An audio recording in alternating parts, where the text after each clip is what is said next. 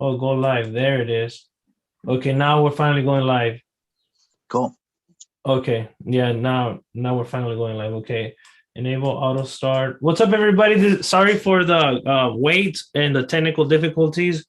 But anyways, I'm not gonna do an introduction or anything like that because you guys have already been waiting for about an hour. And yeah, so Jeremiah, you remember where you left off, man? You know it, dude. What's going on, Carlos? You're the man. Thank you for having me on your channel. Thank you for joining. Island, California. There's a few. There's a Slab City. Yeah, home of the statistically speaking, the largest unemployment rate in the nation. I don't know if you were aware of that, but this is Imperial County. I think has the largest unemployment rate in the whole nation. Well, that's probably, that's because there's like 10,000 people in the county, and 4,000 of them are slabbers. Now, I don't think Slab City has 4,000, maybe 400 people, but in the winter it's 4,000. Really? Okay, yeah, but those are snowbirds and people who they're not local residents. No, right? I know, yeah, no, I know, but still, they're living there. You know what I mean? So, but yeah, so when I left off the story, I was talking about we jumped to a lot of topics last week. Right. And we're going to do the same this week, but we're going to focus a little bit more on the story aspect so we can get farther in. So that way I can share larger pieces of the picture. Okay. Other than just like the big picture without context, we're going to go into the context and then break into the picture. So I left Slab City with two friends. We had traveled up. My buddy Alex, they were just big onto the drinking aspect, and like we just weren't vibing. And Alex and I got up to Slab City, and yeah, so like basically he got on my nerves, and so I bailed on him, and I went to that girl's house, right? Is that the one when she was talking in Latin? Yeah.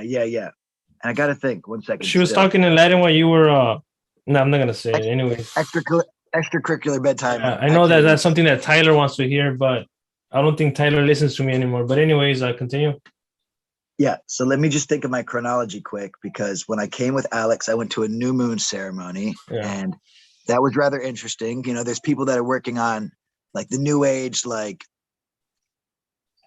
not so much into paganism, like I was a dragon on Venus type stuff. You know, there's the Hare Krishnas, and then there's the people that are like diving into the like indigenous native beliefs. So they're like building all these ceremonies around, you know, and whatever. Like some natives are okay. They believe if you're practicing their belief system, it does honor to them, whereas others feel it's appropriation. So it's easy to stamp it as appropriation, but it's like, have you talked to the actual natives about so there's it, actually there's woke natives, because that's a woke native.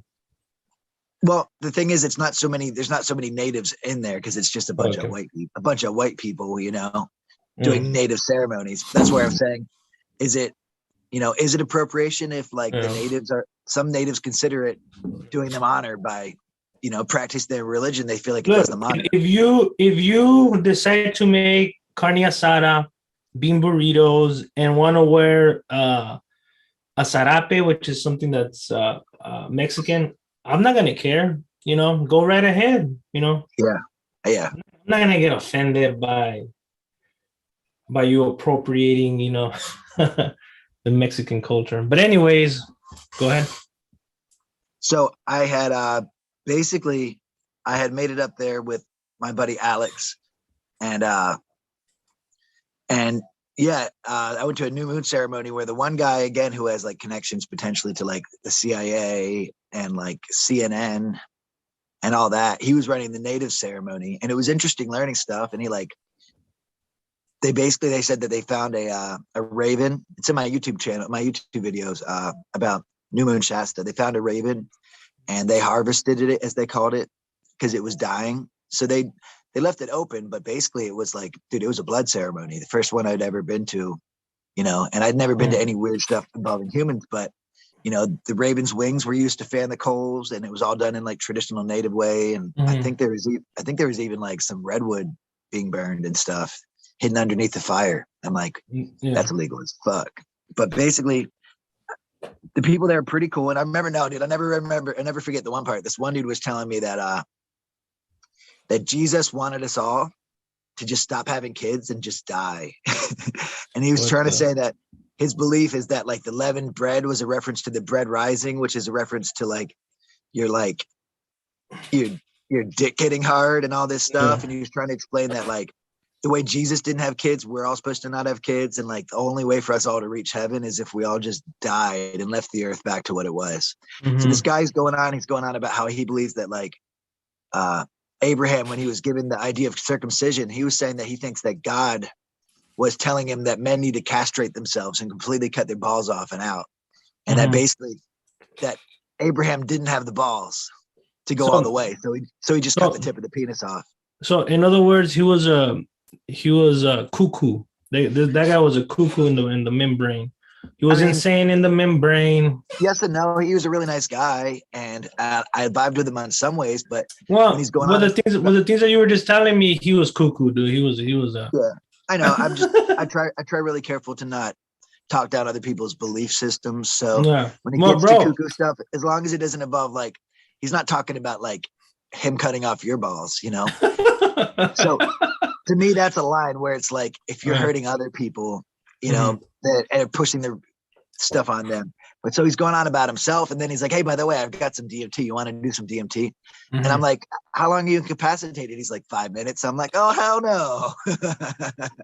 Like I'm not going to sit around chilling with a guy who 10 minutes earlier was telling me that all guys need to have their balls cut off, and then like he's got to watch me and babysit me for 5 minutes while I'm entering the higher realms and stuff. Into the like, and while you're high, he cuts off your balls. No, like in my head, that's what I'm thinking. I'm like, oh man.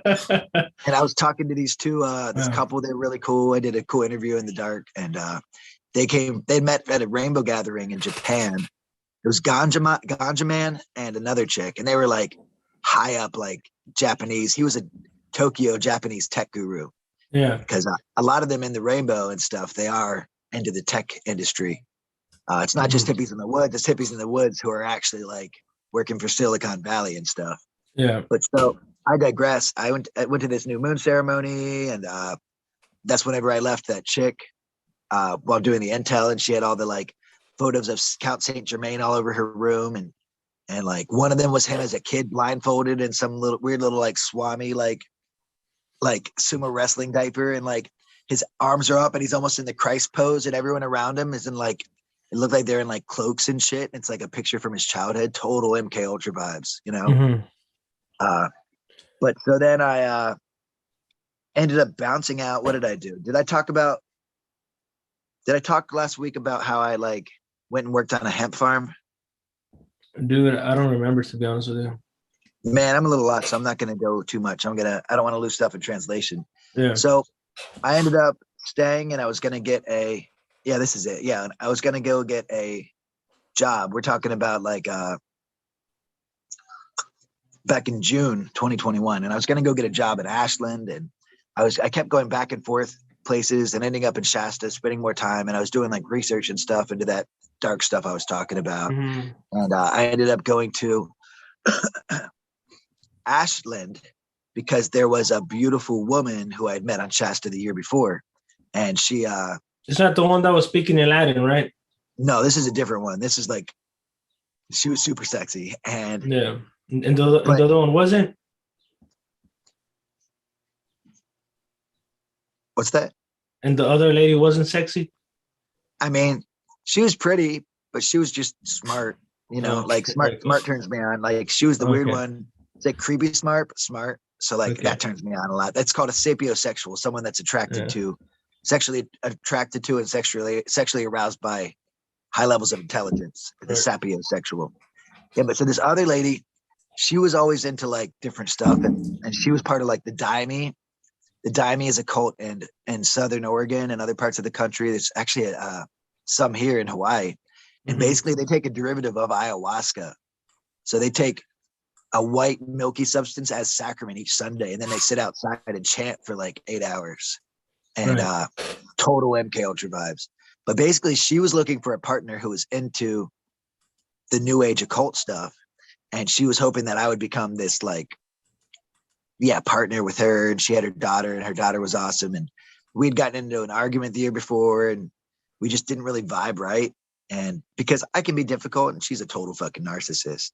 And so I ended up staying at her place for like 2 weeks, and having some extracurricular activities. And so no, I stayed for a little bit. We got in an argument. Then I bounced out and I went down to towards Reading and towards Humboldt. And I met another lady, and holy shit, dude, this lady was nuts. She picked me up. She's what I would call a hobosexual. Do you know what a hobosexual is? Somebody who likes hobos. Yeah, exactly. Yeah, so they see that backpack, they see the dirt on my face, and they're just like, man, I need to take this boy to my house. I need to open up my refrigerator. I need to let him take a shower, and I need to let him play on my bed. Yeah. So I would meet a lot of hobosexuals on the road, and this one, she was awesome, but she was also fucked up as shit. And I still love her, but like, again, as a friend, but it got to a point in our friendship, it was just way toxic. And so her and I, basically we had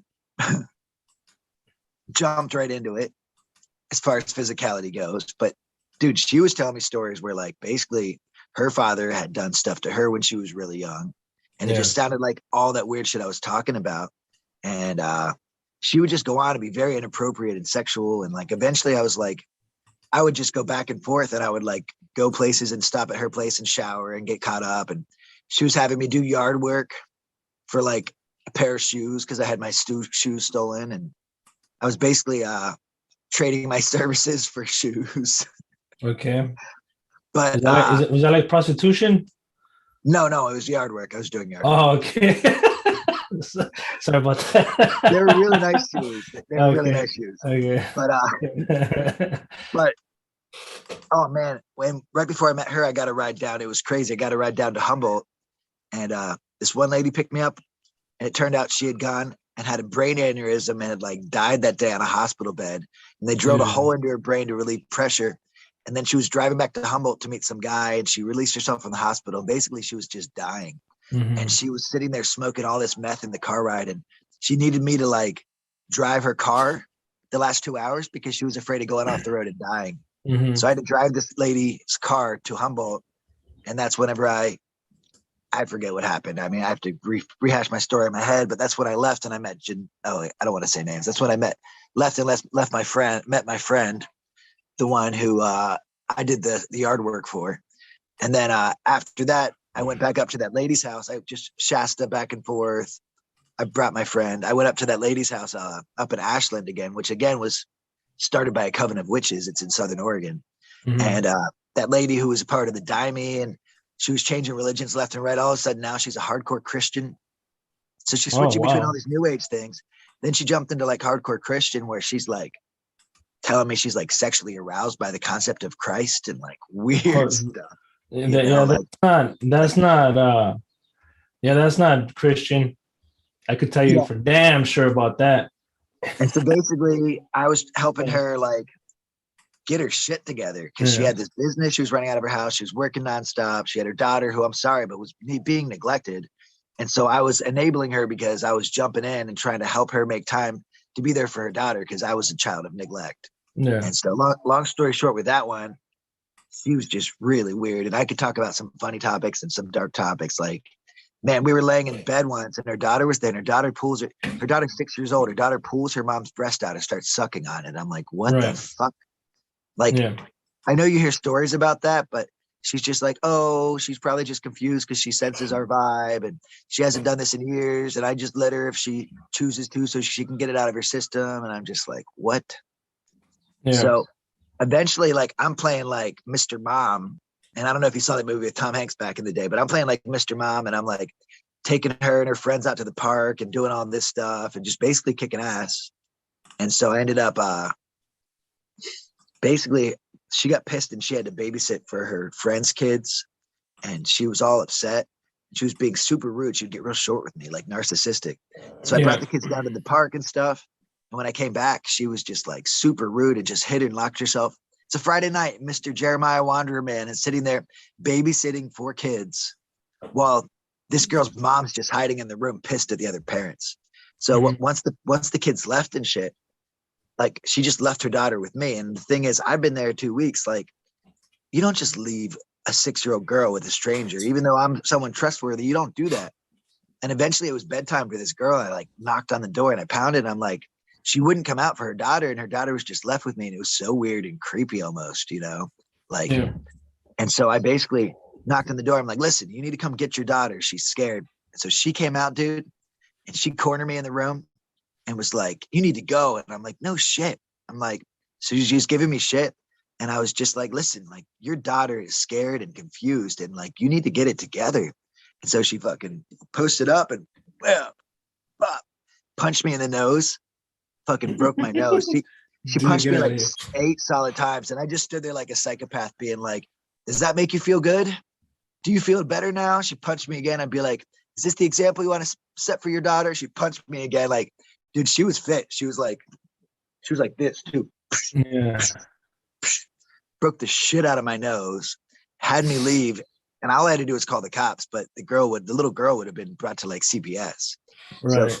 she tossed me. She like kept my shoes. Oh, that's how I worked for the shoes there. That's right. Because she kept my shoes. I had to hitchhike from Oregon to California barefoot at that point. What And the then, did you take any video of yourself yeah, barefooted? it's all on my YouTube. Yeah, I was hitchhiking Really? barefoot. Just I had just Jeremiah's journey, go check it out. I had 2 black eyes. My nose was swollen as shit. And you Fucked were with my barefooted. congestion. Yeah. I had to like, I Did you couldn't go get to- in anywhere. I couldn't get into a store to buy shoes because I didn't have shoes. Dude, that's crazy. Yeah. So I ended up going back to that lady's house, and Yeah. that's when I worked for the shoes. And so, and so that's when I started just going back and forth from Shasta a lot. And then what happened?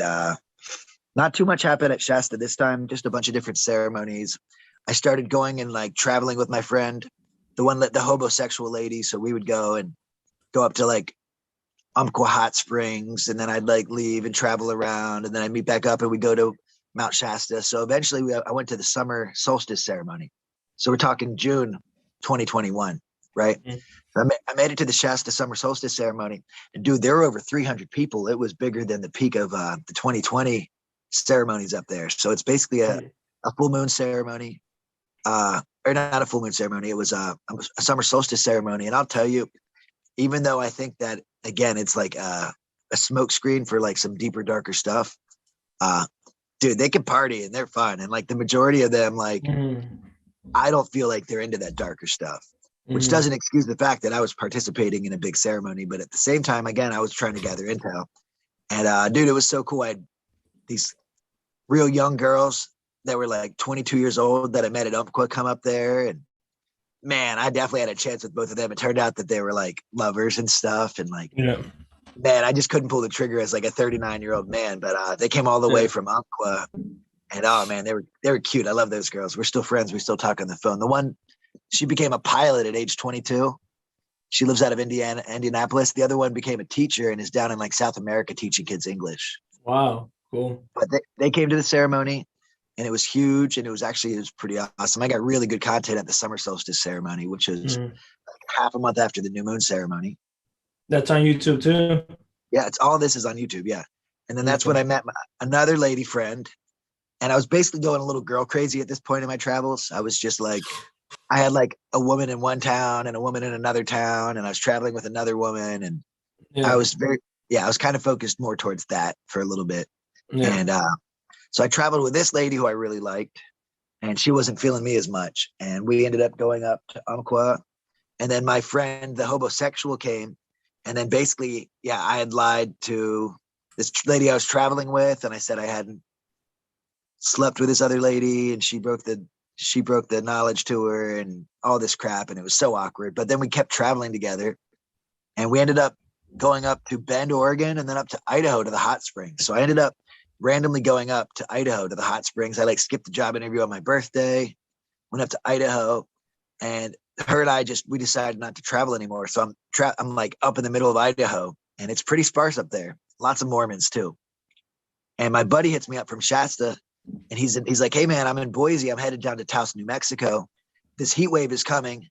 And it was the heat wave. Remember the heat wave of 2021? You didn't get hit as hard where you were, but it got to 120 degrees in Canada, you know? What You remember that? 120 degrees? I guess we're used to the heat over here, so I mean, Yeah, it got to 120 in Canada. It was like record breaking stuff. It was yeah.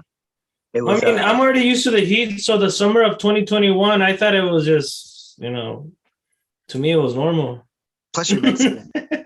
Yeah, I'm Mexican, so I'm a little bit more used to the And heat as opposed to the Canadians, yeah, I'm because not the trying to be Canadians racist don't either. see the because the It's Canadians don't the see that they don't see the sun that much. That's what I yeah. know. Well, it's the epigenetic memory. Like your ancestors come Mhm. from a place where your range of genetic Well, expression has leaned towards. supposedly, I have German lineage, so I see it. you know, I see it you see that?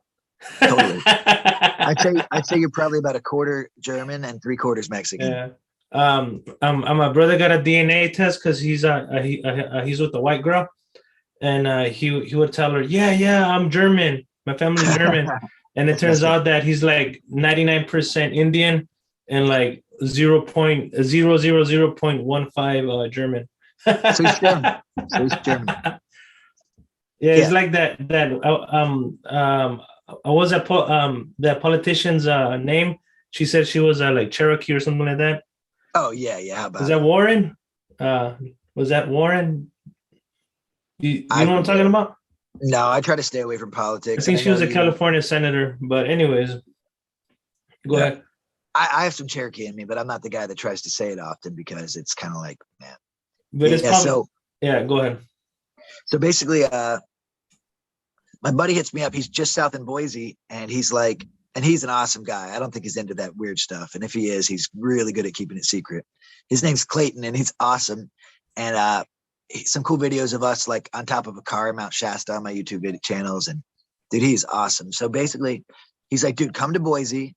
I'll pick you up, and I'll take you down to Taos, New Mexico. We'll escape the heat wave, and we'll go to the Rainbow Gathering 49th anniversary regionals. So I'm like, bro. So I bail on that lady I was traveling with, and I hitchhiked back down into Boise, and I got my shit together, and I jumped in his car, and we did the trip straight down to New Mexico. And dude, it was awesome. So at this point, from like panhandling and everything, I had about 4 ounces of weed and an ounce of really good penis envy mushrooms, which I know we talked before. It's a type of psilocybin that really makes you go deep internally, Mm-hmm. And so I had a bunch of weed, I had a bunch of mushrooms. I was going to go to the Rainbow Gathering and share it all because there's no money allowed to be transferred. You just bring your bounty and you share it. So we finally get to Taos, and it was actually the highest Rainbow Gathering of all time. It was 11,500 feet up in the mountains of Taos. And it's crazy because you imagine New Mexico as a desert, but brother, it was literally in a rainforest that was an island in the sky. At the top of the mountains they're like lush and verdant, and all around you is desert, but it's just because you're so high up, the moisture in the air, it rises up and it condensates against the trees, and it provides so much water. So we get there, and he sees the roadblock because all the feds sit outside the Rainbow Gathering trying to bust everyone for shit. And he goes past it. So we get pulled over. There's 8 cars in a group. He's the second to last one. This dude floors it past us, and the cops get us, right? Mm-hmm. And so right away he caves, and he's just stuttering, and he can't talk. So the cops go over to me, and they're like, blah, blah, blah. And I'm like, officer, before we get any farther, let me just tell you, I have about 4 ounces of marijuana and an ounce of mushrooms in the vehicle. And I just want to be federal officers too, So I'm like, I just want to be straightforward because you're going to find them anyways. And I don't want to act like you're stupid and show you any level of disrespect. And maybe it was me showing my white privilege, but I just threw myself at their mercy, Yeah. And so basically they went and they searched the car, and they found the stuff, and they took all the weed, 4 ounces, good shit. And you smoked it. Yeah, they did. No, they sent someone back. They sent someone back into the rainbow, and they traded for better stuff because they are the people that are up there. To me, in my opinion, the rainbow and the feds, they're the same people, but only behind the scenes. If it was me, they probably would have told me, put your hands up in the air, and then threw me to the floor and arrested me. See, I've heard that the CIA and the FBI actually. Oh yeah, totally. Especially with that fucking wig. What if I had my blonde wig? Because I do have a blonde wig. So what I've been told before is that the CIA and the FBI, where they differ, is that the CIA, they're going to sneak acid into your shit. Where the FBI, they're just going to have like some guy dressed up like a hippie that's going to give you acid openly, right? That's supposedly the difference between the FBI and the CIA. The CIA has them like slipping it into your water, slipping it into shit, where the FBI is just like, hey, here's some acid. So supposedly in all these countercultural organizations, there's this like inner fight. It's like infighting between the CIA and the FBI going on behind the scenes, right? So I show up to the Taos, New Mexico gathering. They gave me $100 ticket for the weed and the mushrooms. They didn't charge me the federal offense for having over 4 ounces of weed, or the federal offense for having, mushrooms, which is like, it's pretty high, especially in a federal forest. Wow. But what's fucked up is that the federal officer, he told me that he said there were darker elements in the rainbow recently, and that they had pulled someone over that had AK-47s in their vehicle. Wow. So he was saying that basically there's parts of the rainbow that were doing black arms deals, and they were hiding in the hippies again, like people using the hippies as a smokescreen for like, and I'm sorry, but child trafficking, human sex trafficking, dude. Black arms. So we went up, and it was awesome, dude. All these cars parked for miles along this road up this mountain, and you had to like hike up like 2 miles up to the main area. And at the peak of it, there were 5,000 people. You got to check out my Taos 2021 Rainbow Gathering playlist, because honestly, Carlos, you would enjoy it. It's really good, man. I talk all about it. I interview people. And what's interesting, though, is behind the scenes, I learned that, again, the Rainbow Gathering, they started in 1973. 1972, MK Ultra ended in 1973. And this group that secretly gives people acid, right, MK Ultra, and tortures kids and does shit, and all of a sudden you got this group that like openly gives people acid in large groups. Because what they'll do is they'll wait till like the 4th, closer to the 4th, and they'll because the 4th is the day that the Rainbow Gathering celebrates stuff, and they'll have like a week-long ceremony. It's a month long. It goes from the new moon before the 4th to the new moon after the 4th, right? Hey Jeremiah, so I was googling rainbow gatherings, and one of the things that came up as suggestions was rainbow gathering murders. Yeah. Yeah. There's dark elements. Again, the rainbow has all colors. It's not just the light. So I think they're celebrating duality. And to me, it's a government pet project that was MK Ultra. But just like the power of the internet's used to control us as a weapon, but here we are using it as a tool to expose them. I feel like it's a CIA pet project that got out of their hands, so that these people who are trying to celebrate the light are perpetuating some light, whether they're doing it in the name of Christ or Christianity or the God or whatever. I don't know. There's some aspects of them that are Christian, and there's some that are everything, because it's a bunch of different belief systems coming together in unity. But up on the mountain, the event itself is beautiful. Strangers come up and say, I love you. They give you a hug. Someone you never met, the first thing they say is, I love you. They give you a hug. They say, loving you. When I say loving you, fam, that's actually a rainbow gathering thing to say. Right. And so basically, they're there celebrating. And what's messed up is that July 4th is the day they celebrate. Well, July 4th was the old midsummer of the Gauls and the Celts. Julius Caesar changed the calendars into what's called the Julian calendar. Before that, the solstice was celebrated like 14 days late, because they lost a quarter day every year and they didn't appropriate for it. So, it had taken like so long, but over time, they were celebrating the solstice like 13 days later, and 13 days after the 21st is July 4th. So literally the Gauls and the Celts were doing their Wicker Man ceremony, which sounds, again, very much like Burning Man, where they burn the Burning Man. It's not about burning the man. They would literally fill this Wicker Man back in Germany and Europe, these pagan tribes and traditions. They would fill it with livestock and with criminals and burn them alive on July 4th every year, right? And it took them about 200 years to finally switch into the Julian calendar, because it's hard to get people to change. But again, for those 200 years, they were celebrating Midsummer, which there's a movie called Midsummer. It's without a U. It's Midsommer. And these pagan organizations, the Magi and the Druids of Europe, that were the Gauls and the Celts of Ireland and Germany, they were literally performing human sacrifice and burning people to the sun god Baal. Bhaal or Bal. Yeah, you'll find that dude in the Bible.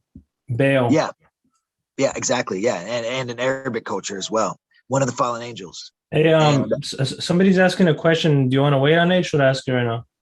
sure. Okay, James Brooks. Let me read from some of the comments from.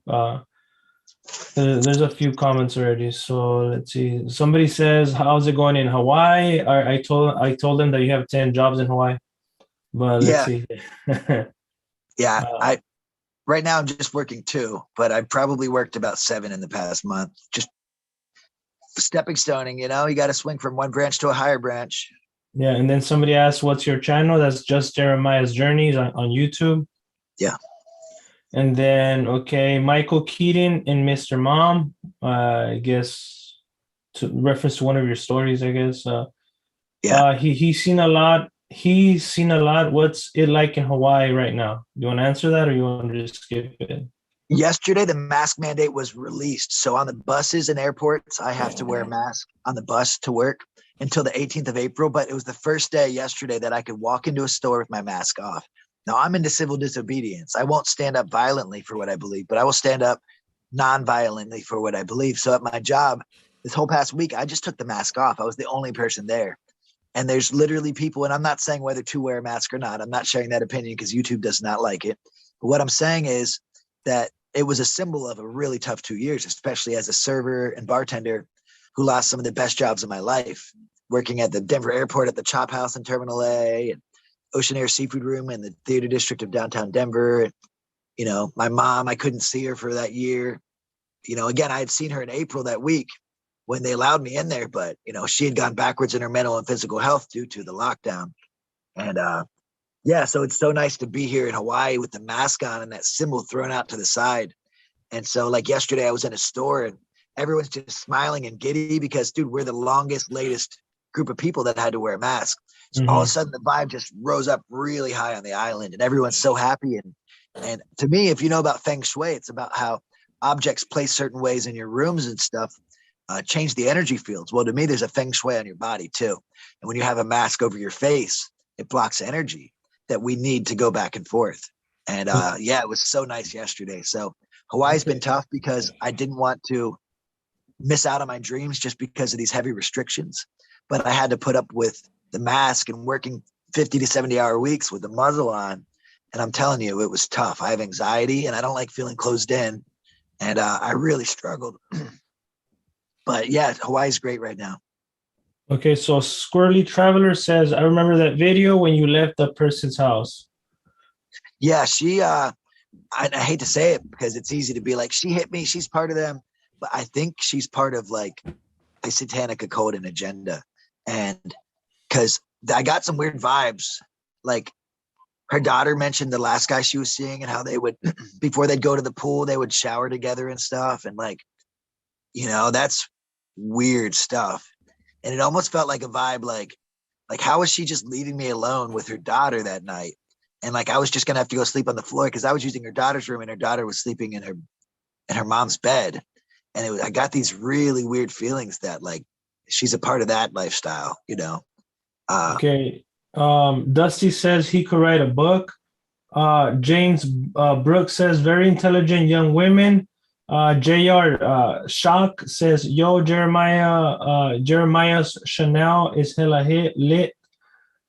Okay, then we have another James okay, James Brooks says, ask him if he knows what DOC is. I don't. Please share. Okay, yeah, James Brooks, if you want to just. District of Columbia. Columbia is the United States iteration of Anani from Mesopotamian culture, the dark core mother goddess, Isis from Arabic culture, or I'm sorry, Isis from Egyptian culture, Ishtar from Arabic culture, the dark core mother goddess from the primordial seas before creation, at least in the occult circles. So DOC, Columbia, the Statue of Liberty, the Columbia film Girl with the Torch, those are all depictions of the dark core mother goddess worshipped in the satanic and Luciferian cults that go back to Mesopotamia. So James Brooks says, my friend said this guy turned into a leprechaun and the girl turned into a cat, and he's seen Christmas lights everywhere. Must have been on a good one. Yeah. But do you want to continue with your story, man? I know that the outline is hitchhiking, and then towards your mother's, and then you're gonna end in Burning Man, right? Yeah. So basically, I had been at this point. I ended up, dude. People would be like, "Hey, man, I met so many people. I'm like a year and a half into traveling, almost hitchhiking through the United States. So I met so many people that everyone's like, "Hey, man, I'm coming back out to California. You want to ride with me for 2 weeks?" And I'm like, "Yeah." Literally, I didn't have to lift a thumb for about 2 months, and I made it thousands of miles across the United States without having to pay gas. Because to me, it's like if you're already going somewhere, and I'm a hitchhiker, like if I'm gonna have to pay more money to be with you, like I'll provide food, I'll provide weed, I'll do all that stuff. But if I Yeah. have to pay more money to go the route you're already going, like I might as well just hitchhike parallel and Mhm. meet more people. Right. So I wasn't trying to take advantage of people, but again, I was at a point where I had been panhandling for money and for food. I relied solely off panhandling. I Hmm. had a big sign that said, "I won't lie, I just want weed." And I would dance outside of Walmart for 8 hours and make like an ounce of weed plus and like 200-300 bucks in 8 hours. So I do that once a week and then share the weed with Wow, everyone that's as I went. crazy. I would share giant Yeah. blunts everywhere I went at the hippie festivals. Then I would give my weed to homeless people on the street, like a bunch. Every day I would just share. Yeah. And yeah, so basically, the Taos Rainbow Gathering was amazing. I got to interview some great people. Uh, had a blast. There's this place called Black Rock Hot Springs, which is in Taos, not far away. And but dude, I heard stories on the side again. The AK-47s, right? A bunch of slabbers were there. Did you know there's a slab community at the Rainbow Gathering? They had their own little. So there's what's called A camp, B camp, Hmm. C camp, D camp, E camp, G, all the way up to G. I think there's 7 camps. Well, supposedly each camp represents one of the seven Right. chakras, one of the 7 chakras secretly. An A camp is also known as alcohol camp. So the Rainbow Gathering believed that while performing ceremony, that they're going to, and again, the 4th of July is on midsummer, the pagan and Gaul and Celt holiday. So even, dude, you know what you do Uh, on midsummer is you light fires to ball. Fireworks, the 4th of July, the Puritans who started 4th of July, they literally put that date on the old midsummer. mhm. And fireworks are just giving tribute to Hmm. the sun god Baal. You can look that shit up too, man. They Hmm. specifically, even Well, cannons were I'm shooting gonna have to fire. because yeah, yeah. Cannons were So then shooting you think fire. that so do you, I mean, yeah, but that's do you think people don't crack fire blow fireworks up to for bail anymore? I Not mean, knowingly. You can be part yeah. of satanic and Luciferian agendas without knowing it, dude. You think so? Yeah, they do these giant ceremonies and they have you do certain things. And a holiday Yeah. is a ceremony. And they have you Yeah. do stuff where they're basically like harvesting the spiritual energy that you're Mhm. putting forth towards police systems that you don't even know you're perpetuating. So literally, yeah, you're lighting fireworks up in tribute to Baal.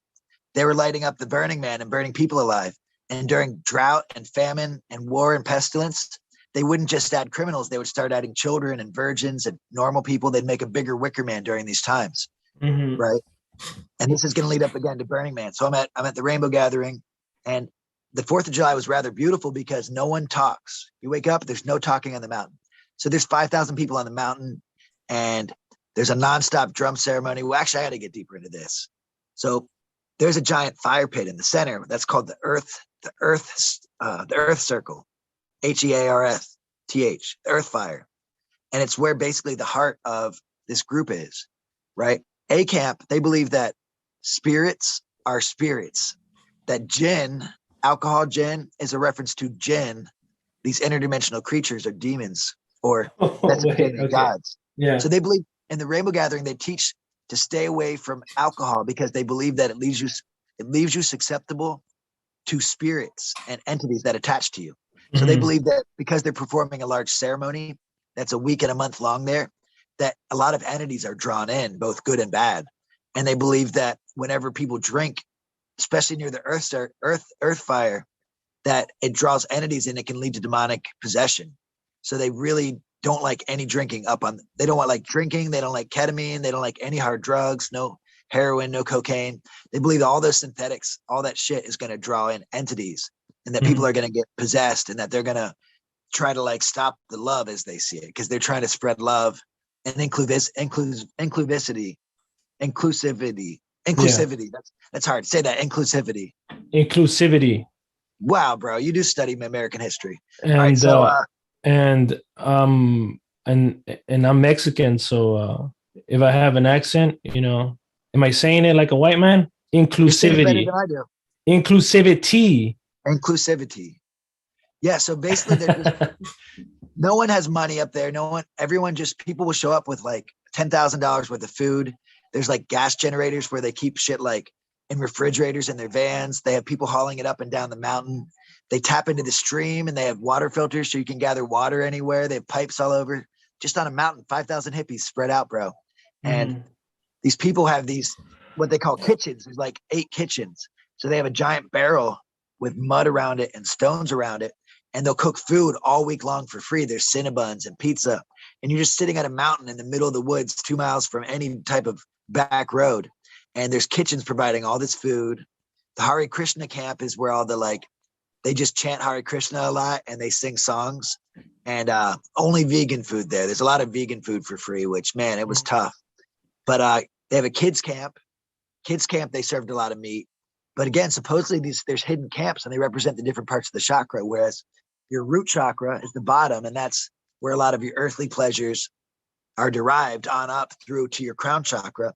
Supposedly there's hidden camps in there, because from what I've heard, the Rainbow Gathering is a secret occult organization where you work your way up the chakra from the camps. So A camp is a place where all the slabbers go, and they're like deep frying Oreos. Up top, it's just like lentils and rice and shit and Hare Krishna and all that stuff. But at the bottom, what it is, and it's set up organized so that all these people who come across as very brash and very tough, all the slabbers, all the anti-establishment people, because they accept everyone, they're kept at the bottom of the mountain, and they're told that they're security. So in order to keep them away from the ceremonies, they say, hey, you're needed as security. You're going to watch everyone. So they have yellow vests, and they go and they guide people with parking, and they're given a role and made to feel important in order to keep them out of the main ceremony so that they don't become possessed and destroy the ceremony. So alcohol is allowed at the bottom. Go ahead. Yeah, let me read a comment. He's a little bit, I think he's kind of trolling, or I don't know if he's being honest. It'll happen. But he says, Rude Boy Fresh says, this guy is so easily convinced of stuff, he would for sure join a cult if someone started one. Is that true? What do you think? No, it's not. What do you answer to that? It's not true.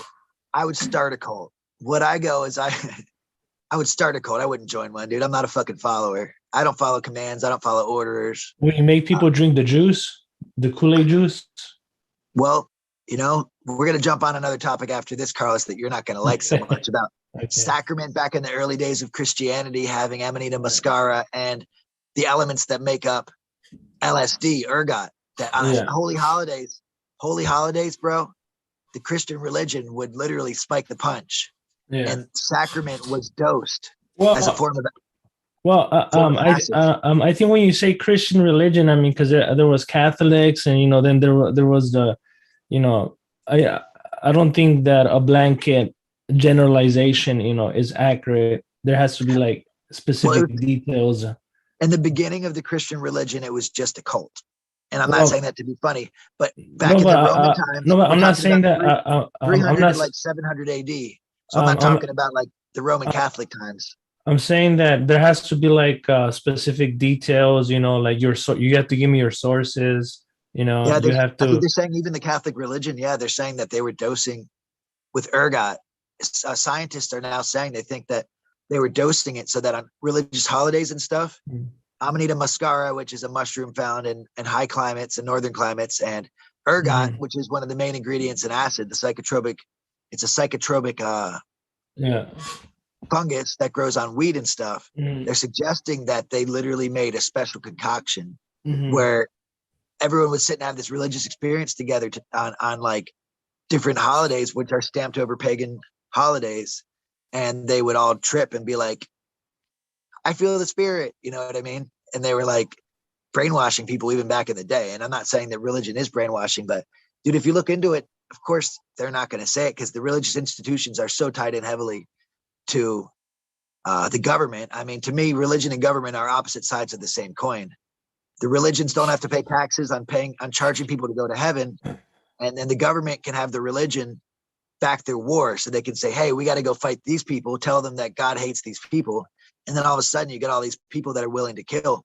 Tell me that a war that's not fought in the name of a God, dude. You're fighting over religious ideology. So they're using religion as a tool to get poor people to go and kill each other in the name of corporations and the Phoenician bankers and stuff. You know, it's fucking, dude, it's like human sacrifice on another level, warfare, if you ask me.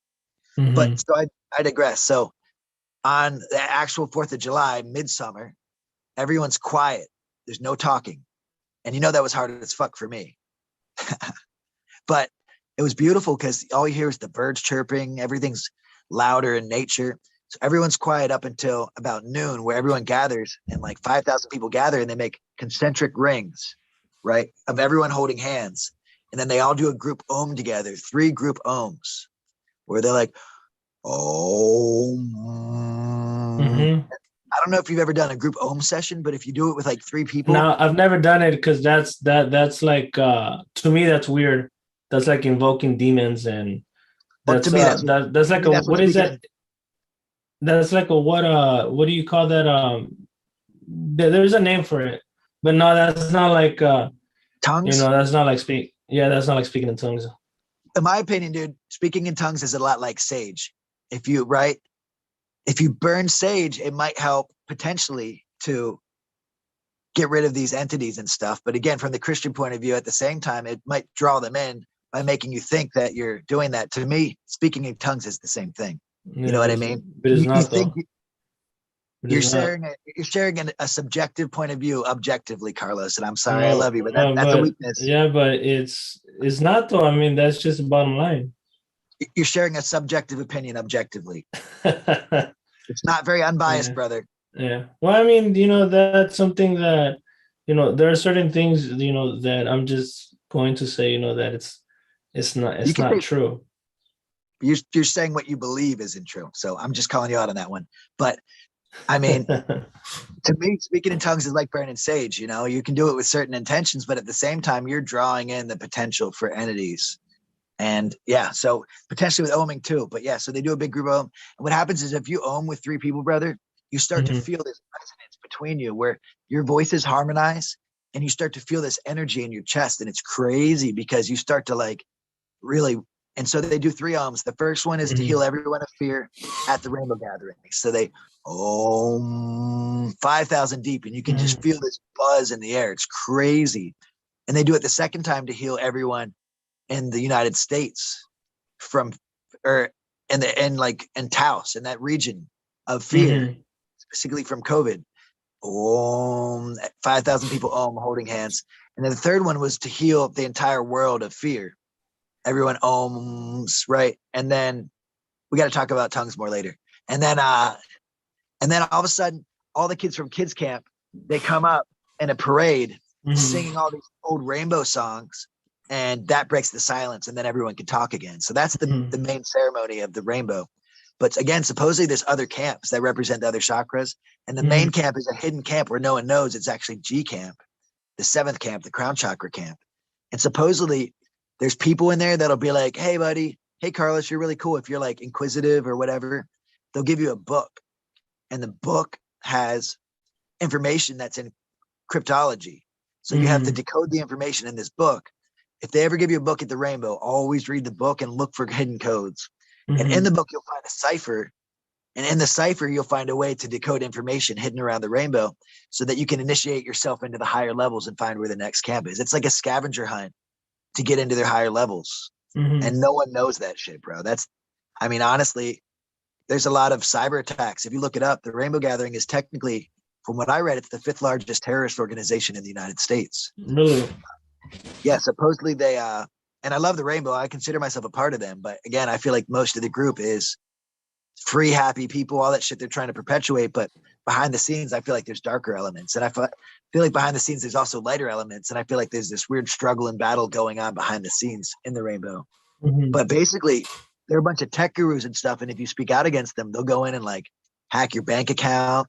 They do cyber attacks.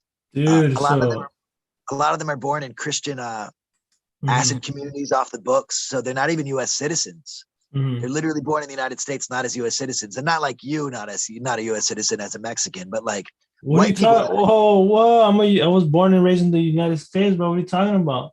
Just being a douche. I love you. The Joe Biden inside of you just came out.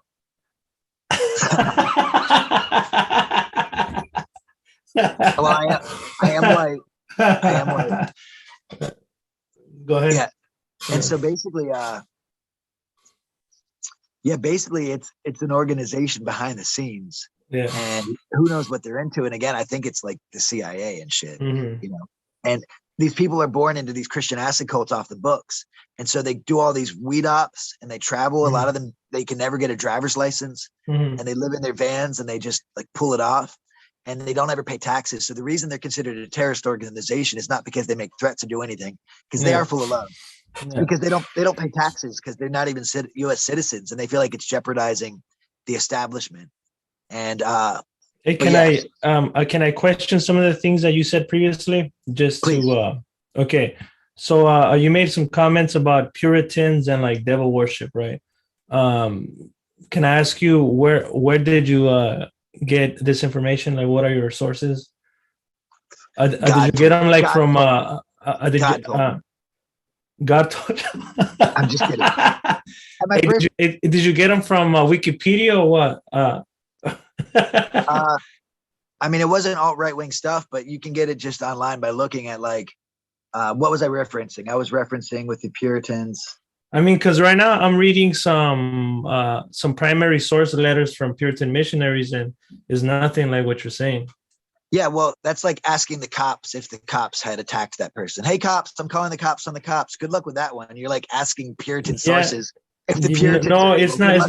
It's these primary sources are because there's historical. No, it's not. These are from like a university, like heathen universities. Because the academic system is heathen, right? So, but the academic system is subverted by the satanic occult. But the thing is just that we can't, when you think that everything is, there is historical records that are legitimate, So look at the symbolism, dude. All of the satanic symbolism is in Google Chrome. Is 3 6s put into a circle. Everything has to deal with like children and girls and boys and satanic symbolism. All the major corporations, every single one has those symbols, bro. So but what I'm saying is that I know what I'm saying is that there is historical records that are legitimate, and that by studying these historical records, we could come up, with a more accurate idea of what took. I'm not saying that the things that you're saying are not true, because so what you need to reference. It might be true. It might be partially true. There might have been, there could have been some people who consider themselves Puritans and they were doing some shady things on the side, right? Right. So while I ramble, look up the cult symbolism of the 4th of July, and you'll see it goes back to the Julian calendar. It goes back to all this shit is referenceable. Again, it's on Wikipedia. Look up the occult symbolism of 4th of July, and it goes back to lighting fires for Baal. Right, but Wikipedia is not that reliable. Okay, so what occult symbolism of 4th of July. Not just Wikipedia, but I know that's occult symbolism of 4th of July. What I'm saying is that there's a reason they chose the 4th of July, and a lot of times the first thing that came up is the meaning of July 4th for the Black by Frederick Douglass. That's the first thing that came up.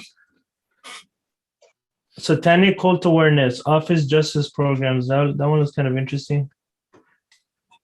So basically what I'm saying is that the founding fathers who were Puritans, I'm not saying that all Puritans were wrong. Again, I feel like that's what you keep taking from it when I say Puritans, but I feel like the leaders. It's because you generalize. It's because you generalize. What I'm saying is the Puritan leaders behind the scenes, just like they took over religion, they've taken over the media. Just because you're in a religion doesn't make you evil. But I feel like a lot of times it doesn't make you right either. A lot of times these agendas are being pushed, by people that have subverted good things. Yeah. And so the idea of the Puritan religion, I feel like, was good. But at the same time, again, how many wars were fought in the name of Christianity? And again, these people were behind the scenes, like, Well, how many wars have been fought in the name of Christianity? Like, I'm not trying to make it into a debate. I'm just. Do you remember 9/11? Do you remember the shock and awe campaign? Well, I don't know if that was in the name of the Christianity. I think the Arabs came, and I'm sorry, but do you know why? Do you know where everyone gets conscripted from? Dude, the Bible Belt is where our military comes from. The people who are heaviest into Christianity are the ones sending their kids who want to go fight in the name of God. They're going over there. I don't know about that. Kill. I think that's a generalization. But the thing about stereotypes is that, yes, Mexicans are hardworking. You know what I mean? Okay, so are difficult to talk about, but they have a lot of truth. Okay, let's not get too deviated because we're gonna be here for like 5 hours, and I don't want to do that. Right, so I'll try not to hitchhiking. trigger you with tongues or Puritans. I'm sorry. I'll try wait. Because the whole outline is hitchhiking. Then you got to go to your mother's, and then you got to end at Burning Man. Yeah. Right, so I'm at the Rainbow Gathering, and again, it's on the 4th of July, which was the date of midsummer through Europe with the Gauls and the Celts, where people were sacrificed in a giant wicker man cage in the name of the sun god Baal, which goes back to Mesopotamia and the Bible. And that's the date that the Rainbow Gathering chooses to do their ceremony. Burning Man has what's called 4th of July as well. Yeah. And so I'm referencing the Puritans as choosing that specific day so that we're celebrating towards Baal unknowingly whenever we light fireworks and everything. And even the cannons being shot that day, which I'm not saying is true. It's just the subjective view I have from the information that I've gathered. Right. I'm not telling you what to believe. I'm telling you what I believe and why. And so basically the Rainbow Gathering went really well. It was beautiful. There was a guy there that was, turns out this guy was puddled on Shasta once. What do you mean puddled? What do you mean puddled? A hippie hit. It's where they take someone who they think is a federal agent or someone who's inciting issues, and they don't call the police. They don't get them institutionalized. They take them on Shasta and in the Rainbow. They take them and they tie them to a tree and they give them 100 hits of acid and interrogate them. What the heck? That's crazy. And then basically from what I heard, just like the stocks that the Puritans used when no one was watching at the end of the night, they would come and they'd do bad things to the person. The town would, I can't talk about it on YouTube, but supposedly those same types of bad things are done to people at the end of the puddling 3 days in. Right. A lot of the darker community comes and does bad stuff while they can't see what's going on from behind. And so this guy had that happen to him, and he was there. Just his dog was aggressive. He's right next to the earth fire. He was sleeping right in there, which you're not supposed to. And he was pushing a lot of, the Rainbow Gathering has always been inclusive, but it was the first gathering since the lockdown, since the Black Lives Matter movement. So you had a lot of people arguing because people were saying that like white guilt and this and that. And they were basically inciting hate at a place that's supposed to be love. So this guy was saying that basically when he was just like trying to attack people, like, dude, at one point he tried shoving me into the fire, this giant deep fire. Are you for real? Yeah. Like I was walking past and he just shoved me, and dude, I almost took the guy out, Yeah. And then all the people, I'm sorry, but all the people of race got together and said I was being a toxic white male and blah, blah, and BLM this, and everyone's racist that. But it's like, dude, it's a group that's Bureau of Land Management is what the name BLM was stamped over. You won't find BLM, Bureau of Land Management, but that's because the other one was stamped over it. You know what I mean? You won't find that there's a bunch of land that's yours that you can go live on for free. Right. They don't want you to know that. But so up there on the Shasta, or up on the Rainbow Gathering in Taos, this dude was starting all this shit. He was screaming. He was taken away constantly from the love. And so we're all just trying to send him loving energy. But like, he's starting shit with every time there's a white guy, he would just like start shit. Really? And normally what they do is, and they said, normally we would take you off the mountain, but everyone's saying that you can't do it because it's racist. So the rules they've had for 50 years are all of a sudden different. And what people were suggesting is that he was just a federal provocateur, and that basically he got busted with a bunch of drugs, and the feds had him come and said, hey, if you want to see your daughter, you got to go up there and disrupt this ceremony. So people think, and I'm pretty positive, this guy who had been puddled on Shasta 100 hits and everything, who's got disassociative, he's got paranoid delusional schizophrenia, all that MK Ultra shit. He's up there starting all this trouble. And if anyone hears from the Rainbow, they'll remember this guy. I won't say his name because I don't include names, but he was causing so much shit. And we had this constant struggle where I was trying to send him so much love and understanding, but then he would take advantage of that. And, you know, again, I told him, I'm like, brother, you will end up on the fucking ground if you touch me again, you know, like I'm the guy that's gathering all the firewood. So basically everyone's arguing over how to do this fire pit and how to set it up. And the first night it was like, dude, there's going to be 5,000 people. And they made it so that like 20 people could sit around the fire. And it was just it was like a drummer circle jerk. It was just all the drummers. No one else was included. So the one morning I woke up and everyone's fighting, everyone's freaking out. No one can decide. And basically all the people who don't want to put in any physical work are trying to be the ones to decide what everyone else does. A bunch of fucking bosses who wouldn't do shit. So what I know is that no one will do what you say, but people will do what you do. And so I got a shovel and I just started opening it up and making this ring so it could fit multiple people. I ended up getting just by myself and going nonstop, got like Mink Fire, who's awesome. He's 65 years old, and other people that were just helping, right? And all the people who are just like, no, you need to do this, you need to do that. Everyone telling what to do did nothing. And I was like, here's how this works. If you're going to put in any effort and help, then join in and let's talk. But if you're the person who just Hey Jeremiah, let me answer Dusty real quick, because he says if you watch a lot of documentaries, you see that this stuff he's mentioned. Well, let me answer that this way. Not every documentary out there is accurate. I could make a fake ass documentary about Slab City. I feel like you're very triggered by the Puritan thing because that's your no, like it always circles back to the Puritans and Tom's. Can we skip that stuff for now?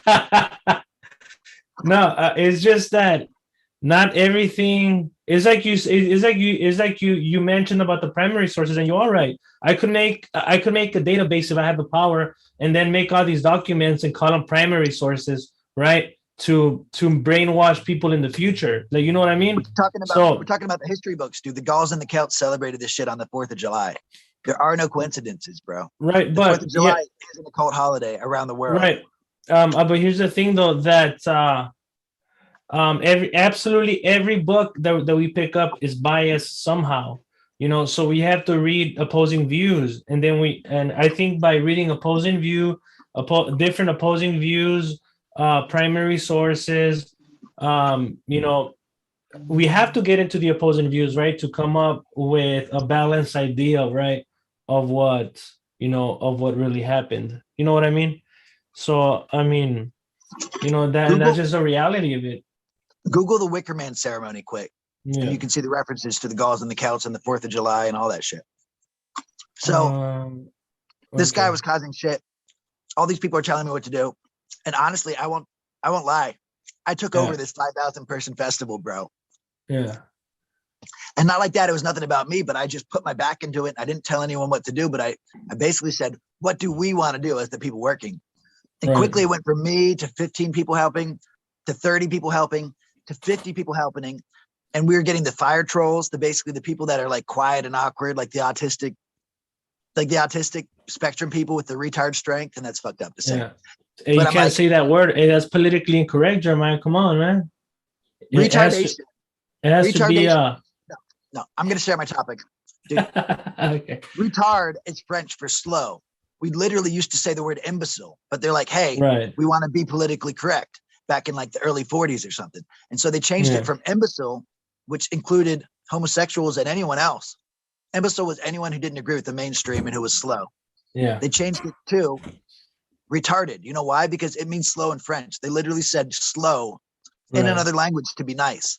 And now retarded is wrong. Then they're going to say mentally challenged. And then in 5 years, mentally challenged is wrong. Then they're going to make another word. And then 2 years, that's wrong. And then eventually we're going to have to change the dictionary every fucking day. Fuck cancel culture. I think to say homelessness, I think that's politically incorrect also. Right. To say hobos. No, hobo. To say hobo. Hobo's wrong, yeah. Yeah, I think but that's what they used to that's what they used to call them, the hobos. I like the term. I'm a hobo. Yeah. Or there was another. Yeah, anyways. Anyways, just continue with There's transients, there's hobos, there's vagabonds, there's all sorts of names. Yeah. So Bohemian.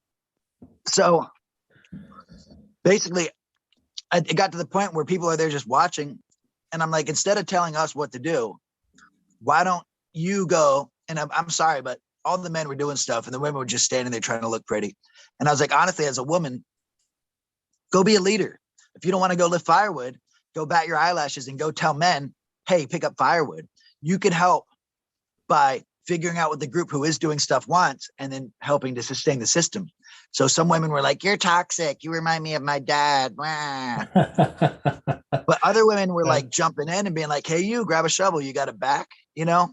No. And so we ended up opening this fire pit. Literally, I spent about 20 hours working on this fire pit. Every night I'd open up more and more to the point where it was like 30 feet, 20 feet back. There's stadium seating. It was so beautiful. And it was in the shape of this heart around it.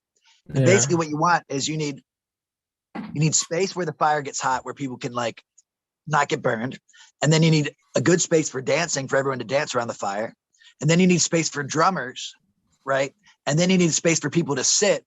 And then you need space for people to stand behind that. So I just jumped in and took over. And it was awesome because over the course of a few days, all this dissent and all this negative energy, I was able to help transmute it with these people that were joining me. And we turned all this negative energy, all this infighting into like this really beautiful experience. And I took a bunch of the plant medicine and I danced around the fire like crazy. And it was the first time I've ever felt comfortable dancing, man. And I had a blast. Holy shit, dude. I had such a good time at the Rainbow Gathering. So I want to keep going. So I'm just going to keep rambling quick. I'm sure we have comments jumping in. I'm sorry. But basically I ended up leaving the Rainbow Gathering. And my buddy had drove across the country from Pennsylvania, like 20 hours to come see me. And we met at this hot spring, Black Rock Hot Spring. And while we're there, one of the guys that had come up to me and been like, I love you, and gave me a joint. His glasses fell in the Rio Grande River and he couldn't swim. And dude starts drowning there, right? So this dude's drowning. And just so you know, if you ever see someone and you have asked the question in your head, are they drowning? That's when you have to go. It takes 3 to 5 seconds for your flight or fight response to stop and for you to actually realize, yes, that's a bear. Yes, an alligator swimming up on me. Yes, this person has a loaded gun. Yes, that person's drowning. And you need to react against your sympathetic nervous system, which is your fight or flight. So there's 20 people looking down between me and this guy drowning in the Rio Grande. And I jumped like a gazelle, rock to rock to rock to rock to rock, dove in the water from like 8 feet, grabbed this guy. I was drowning. I wasn't going to let him go. Dude, I almost fucking drowned. I pulled him out. Dude, he would have been dead right now. And I pulled him out and he just looks at me and just goes over and lights a cigarette and just sits back down in the hot spring. And no one said a word for like 20 minutes. No one said, oh my gosh. No one said, thank you. No one said anything. It was all the people all burned out from like taking acid for like 7 days straight. And but dude, he didn't even say thank you. No one said anything. And what it was is they're all so ashamed that they were going to let him die. And they knew it. They just sat watching.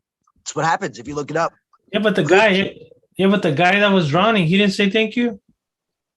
He just got up, composed himself. I think he was basically on the verge of like a psychotic break because you think he wanted to. You think he wanted to die and you like saved him? No. And that's crazy. I think he was just like on the verge of tears, right? And didn't want to like break down in front of a group, so he just had to light a cigarette and sit there and play with it in his head. But my buddy Chad was there, and dude, I did an interview with him talking about it.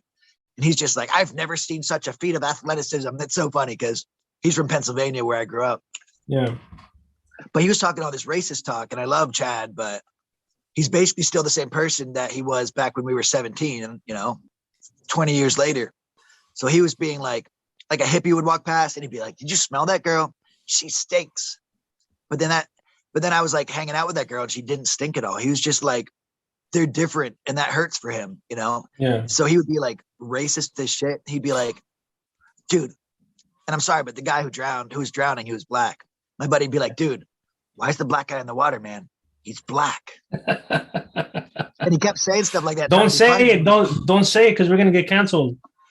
No, what I'm condemning that attitude because I'm not that way. And I kept being, brother, like, you need to chill with that shit.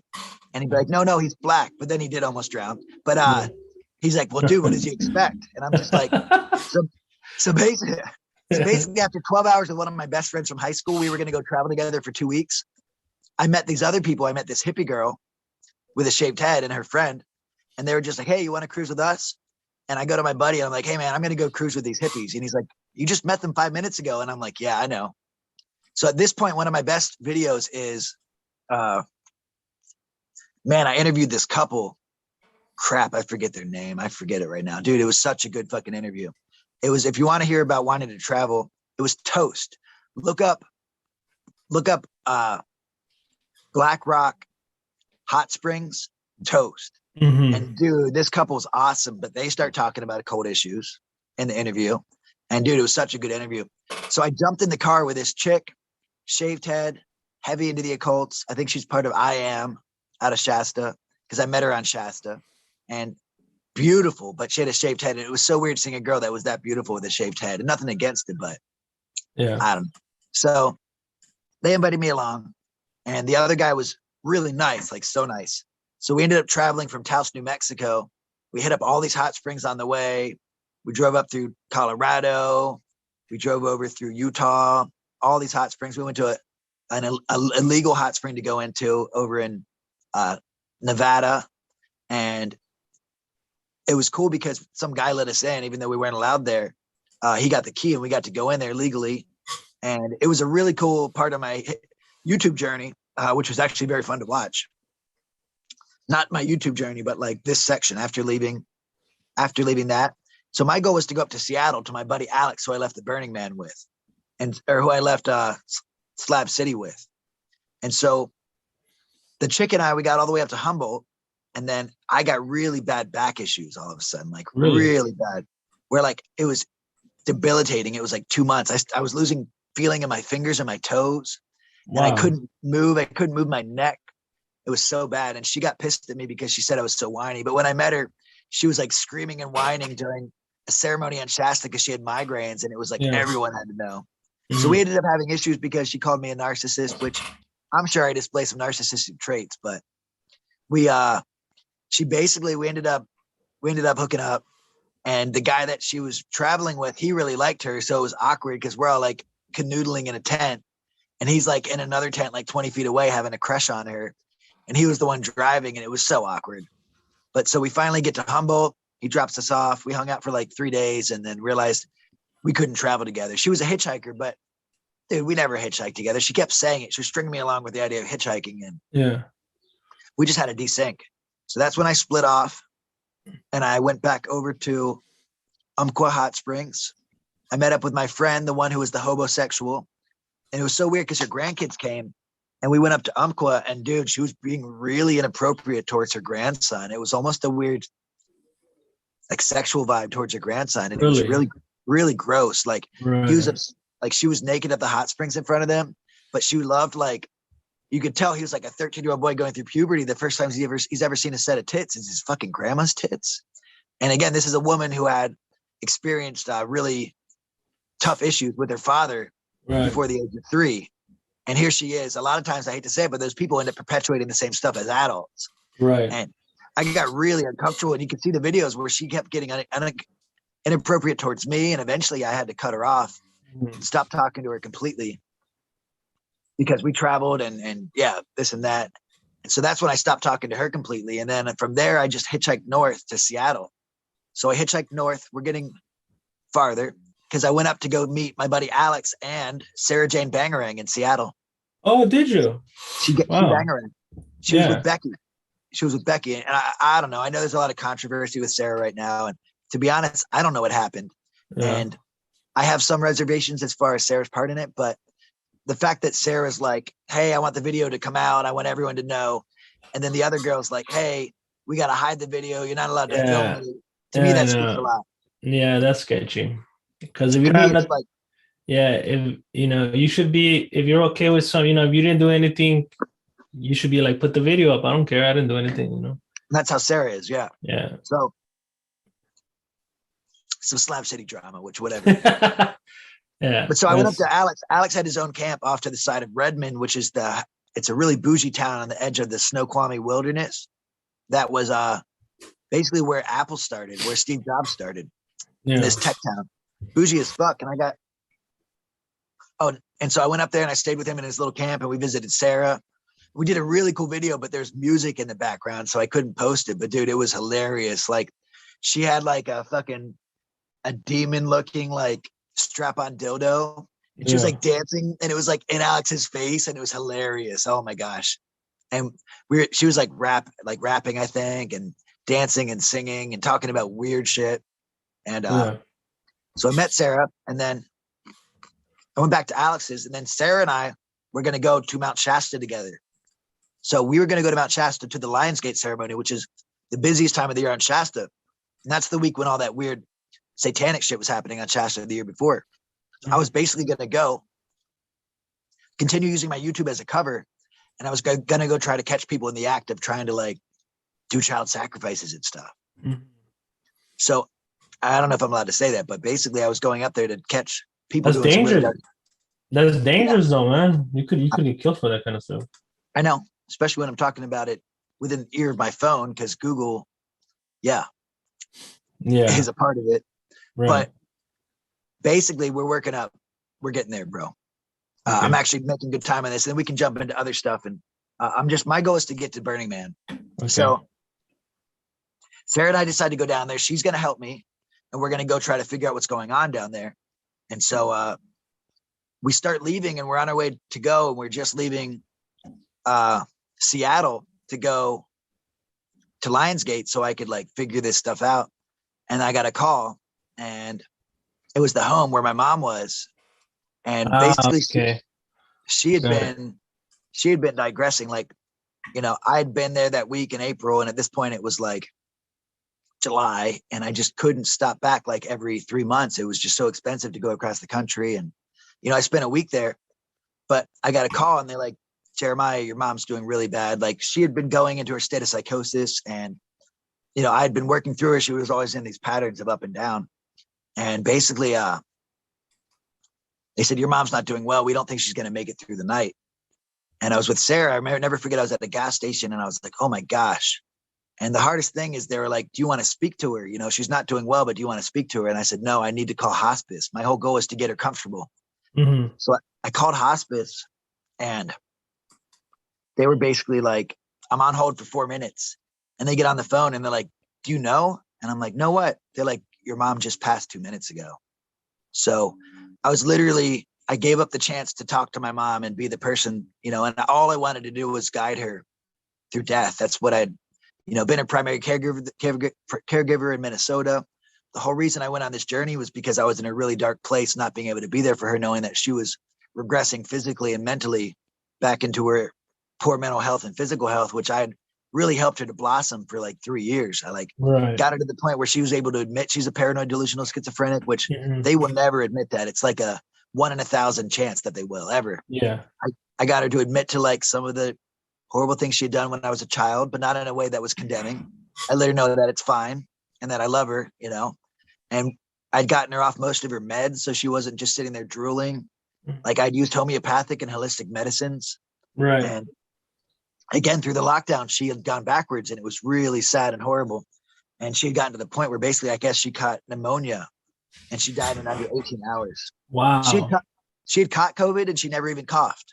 She'd been tested every week. They never would have known, but she caught pneumonia and died within 18 hours. And I was a wreck, and I was just bawling, and I wasn't like going crazy, but Sarah was just like, I don't have energy for this. I don't know how to handle this. How are you handling it so well? And she's like, I'm going to Shasta. You got to run. And so she basically bailed on me, and left me there. And I was going through a lot of internal struggle, but basically, well, that sucks. I mean, well, I can make some comments, but I'm not going to say anything. Whatever. That's usually when you need to stay close to your friends, but anyways.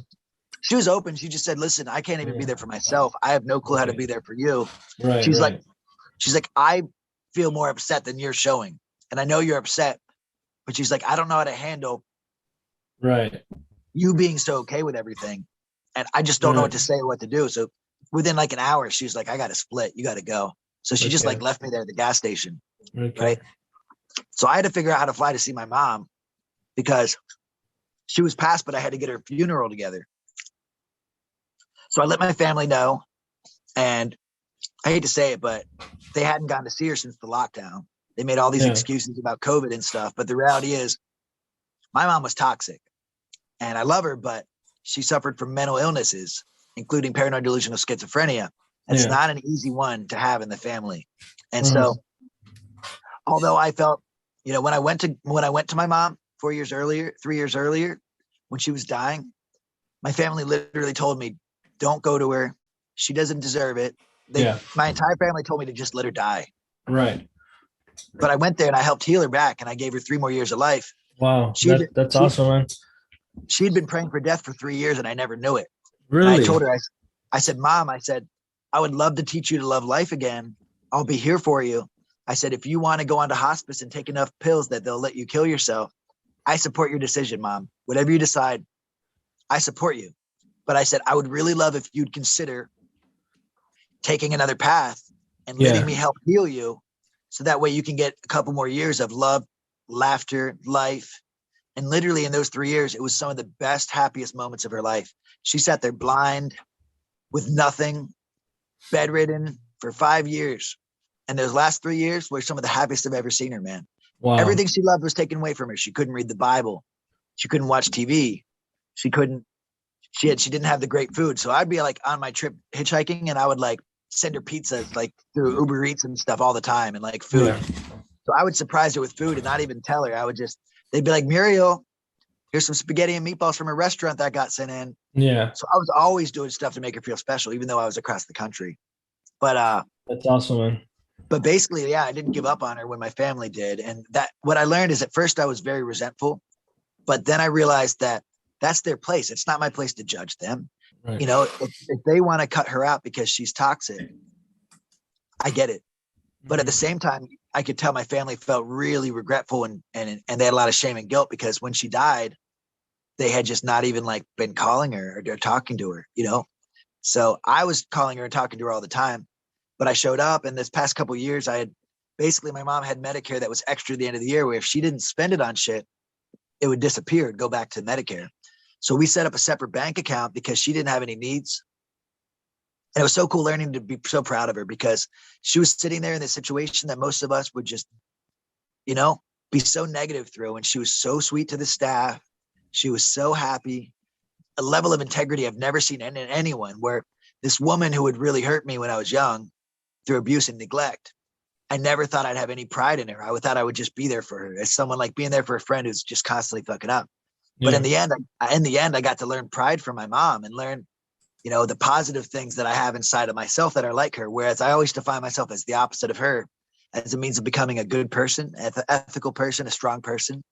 I got to see the strength of my mom those last years and learn to take her positive as well, instead of the opposite of her negative. And so we had built up all the money for her funeral. So she had all the money she needed to be buried. And so I had to organize, she had to get her Mormon garments on, because the Mormons, they're buried specifically in what they call garments. And they don't believe in holy water. They have holy oil. Mm-hmm. They call it consecrated oil.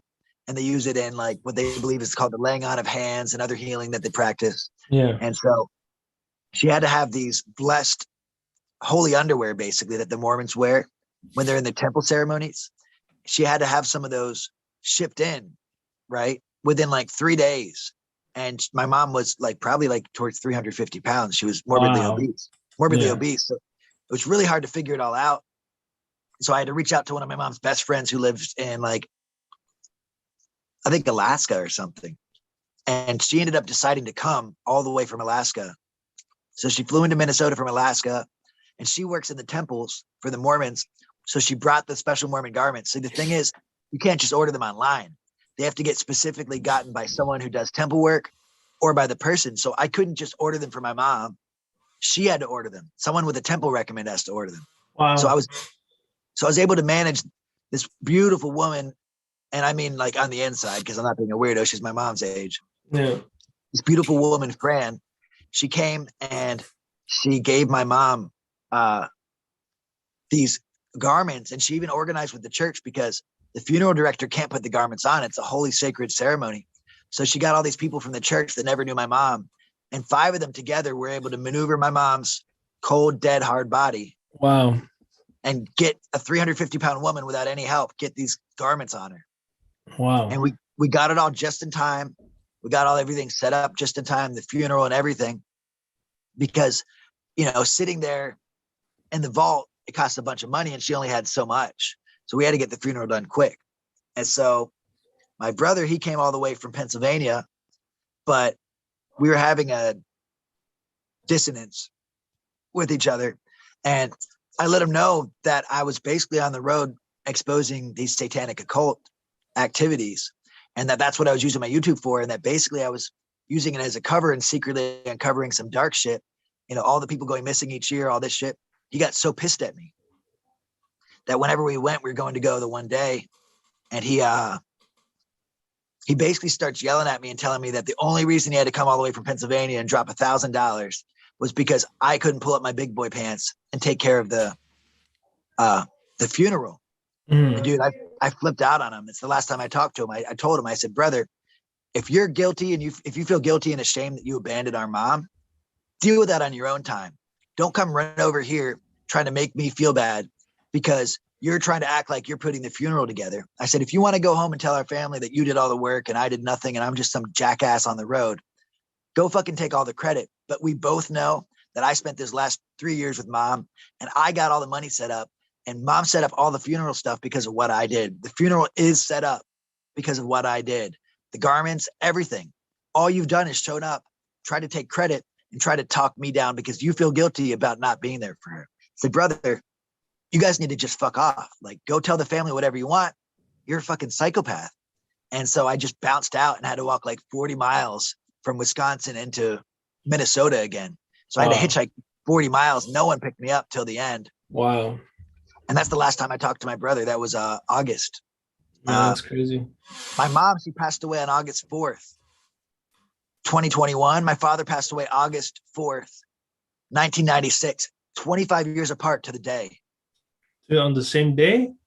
Same exact day, 25 years apart, a quarter of a century to the day. That's crazy.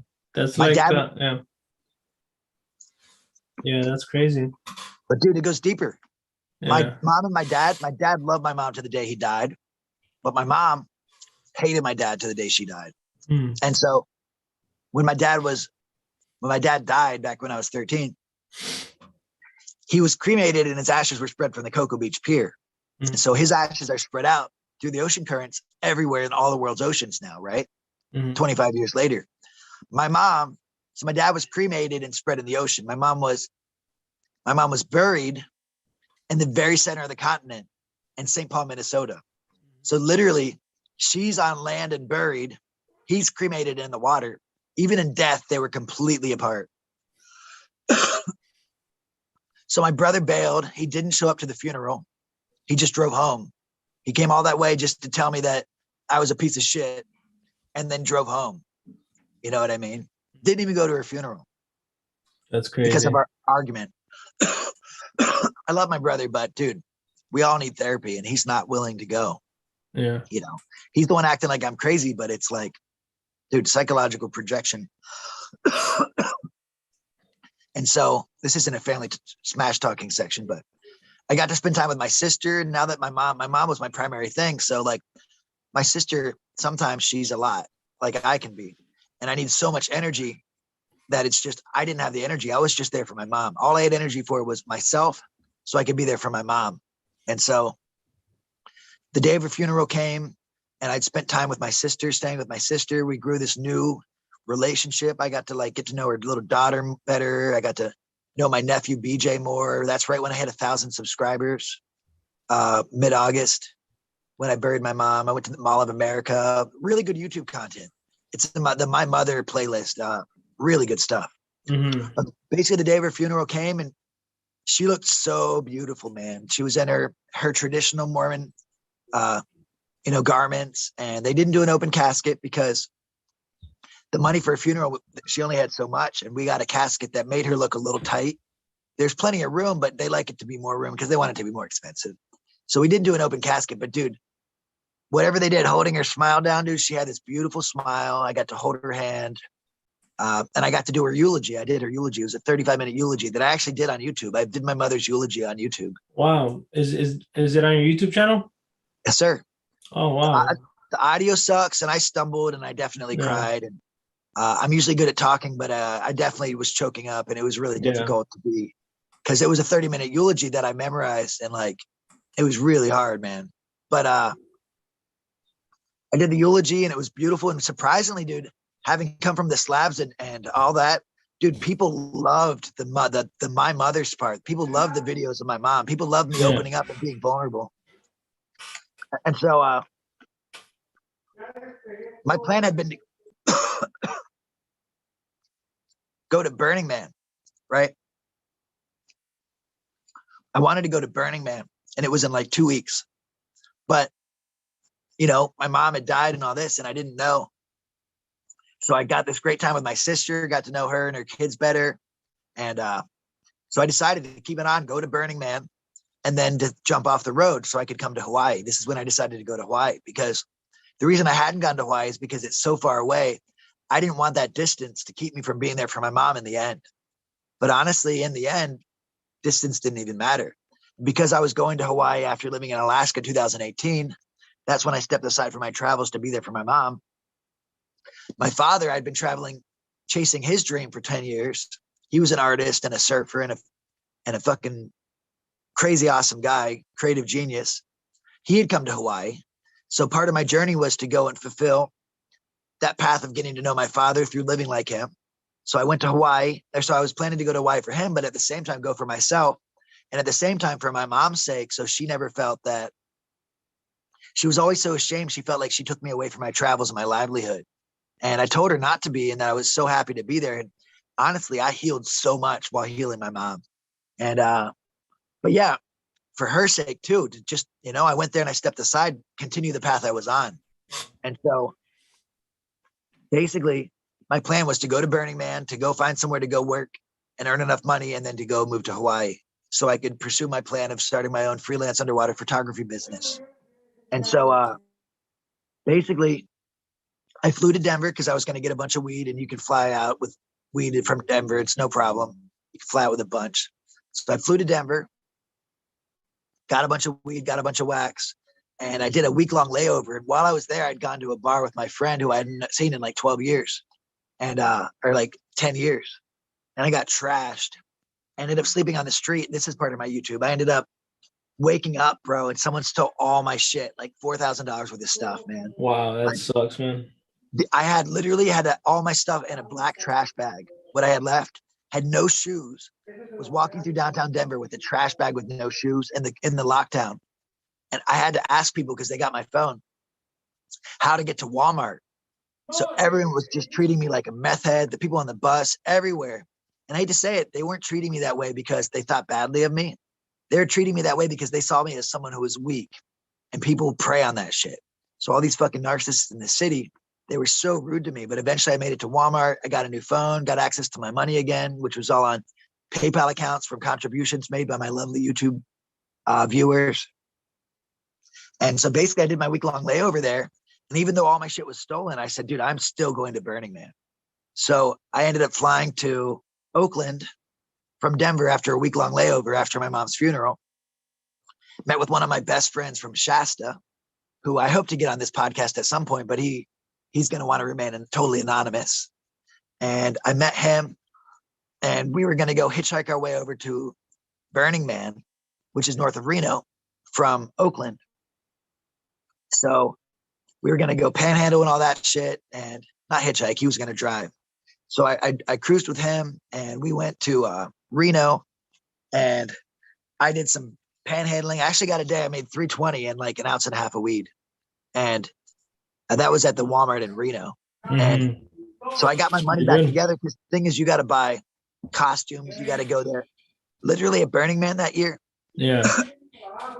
There's no facilities. It was an unofficial burn. They couldn't do it because of COVID. Right. So there are no porta potties. You literally had to bring buckets, Wow. piss and shit in them, and then pack your piss and shit out. You How couldn't long? piss on the desert. That's crazy. And how long is that meeting? Is that event for?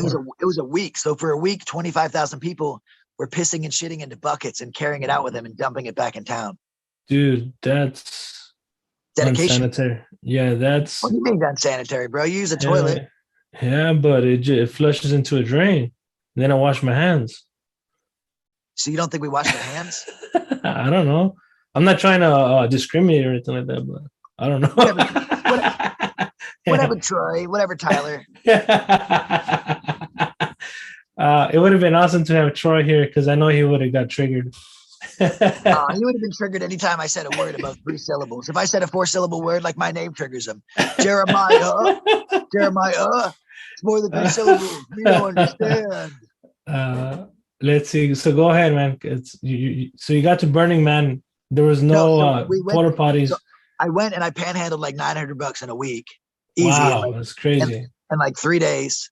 Yeah. And I got all these costumes, dude. I got amazing costumes. I had to get a tent. I had to buy everything I had lost in Denver because I lost everything in Denver. And basically I wasn't going to go to Burning Man. So like I was going to go to Lionsgate. My mom died and I couldn't go to Lionsgate.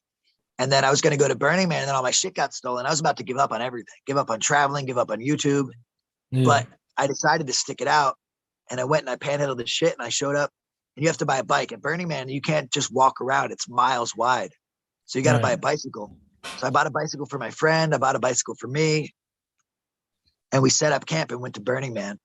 And dude, it was crazy. It was a week long. I still haven't uploaded my Burning Man stuff because the Rothschilds, they own the Burning Man name. And it gets really difficult to monetize anything that represents Burning Man. Even though it was an unofficial burn, I basically have to only call it Black Rock Plan B, or what's the other one? There's another name. You can call it the burn, but they own the name Burning Man. They own the name Black Rock City. Really? Here, let me Google that. I'm gonna Google the Rothschilds that. do. Let me see. I'm gonna Google that to see if you're right. It's like when I'm talking to my when I'm talking to my grandpa's brother. He shares a lot of stories, right, that I have to Google to verify if they're legit or not. So basically, if you listen to Elon Musk, Burning Man is a Silicon Valley. What came out is Burning Man owned by Google. That's what came out on the search results. Yeah, the Rothschilds bought it, but Google owns it now again because Google is Tech Valley, and Elon Musk openly says that Burning Man is a Silicon Valley event. And if you do your research, the people that started Silicon Valley, they studied the Vedas, they studied ancient mysticism. So literally the Druids and the Gauls and the Celts and the Magi of Europe. Again, I mentioned sigils, right? Yeah. Patterns created through cymatics that represent the Pythagorean theorem and the golden mean and sacred geometry. These patterns that are put into the symbology of like the pagan and satanic and Luciferian agendas. These patterns, man, I lost myself. I usually don't do that. These patterns are the same patterns that are in the computer chips on your phone. So where they used to draw lines in the sand or to draw lines with blood or draw lines with stone, those same shapes are now what makes up the computer chips that make up the tech age. Yeah. So like the tech age is literally brought about by people who are using ancient mysticism to create modern technology. And so the Google and the tech gurus from Silicon Valley, they go to Burning Man to celebrate shamanism and to celebrate a tribute to the Wicker Man festivals of Midsummer. So the Burning Man is literally, it's an effigy to thousands of years of human sacrifice. I don't mean to cut you off, but Troy is commenting. He says, laugh out loud, the guy who had renter's PTSD. Is he talking about you? Yeah, he doesn't like me because I said my IQ was one higher than his, but I've got the student transcript. Don't worry, one IQ higher. Sorry, buddy. I know that hurt your butt. And then he says, renter's PTSD, laugh out loud. He says, delicate little flower. He's Brother, talking you have smack. no clue, man. You have no clue what I went through that. You can watch my YouTube channel, but you're probably just reading up on like everything you already knew back in the 30s. Because change is tough. Change is tough when your hair turns white. Oh my god, that's cool. Anyways, you'd have to. The only way to know about renter's PTSD is to live in a house, brother. Sorry. Okay. Anyways, continue with your back to where you left where I cut you off. Sorry about that. Yeah. Again, funny shit. But love you, bro. But so basically, it's a Silicon Valley event. So the first couple of days setting up, it was nuts because it was a lot of Russian mafia and a lot of heavy Russian Siberian themes because the Siberians are heavy into shamanism. And they were just getting everything set up for the big party. And then all the tech gurus started showing up. There were giant computers that were as big as RVs that were coming in looking like some Star Wars space age technology. There were semi trucks that said the words nanotechnology on them. They had autonomous drone shows where they literally did a digital bird in the sky, where they had the Burning Man, they had it burning, and it was just drones with lights. You can see it on, look up 2021 autonomous drone show, drone Burning Man. You can see videos of them burning the man in the sky because they couldn't do a burn, right? Normally what they do is they make a temple, a giant temple. Each year it's different. And they put the Burning Man on top.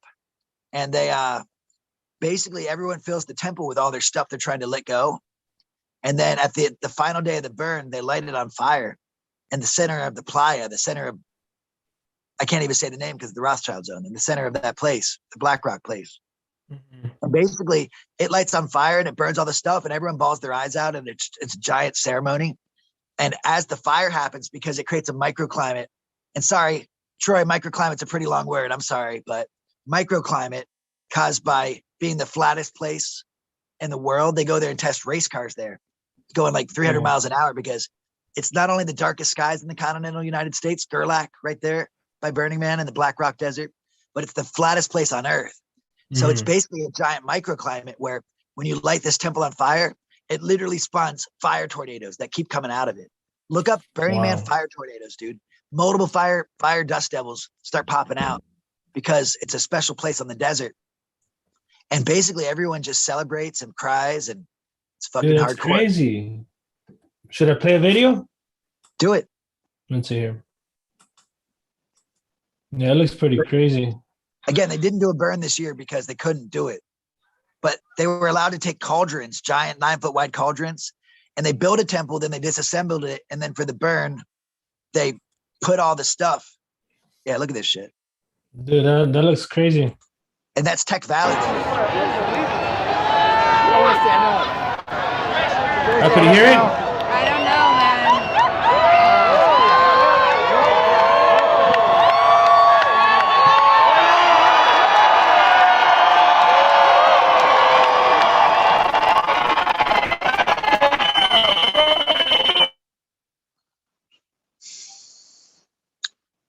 Yo, Carlos, dude, what's look up?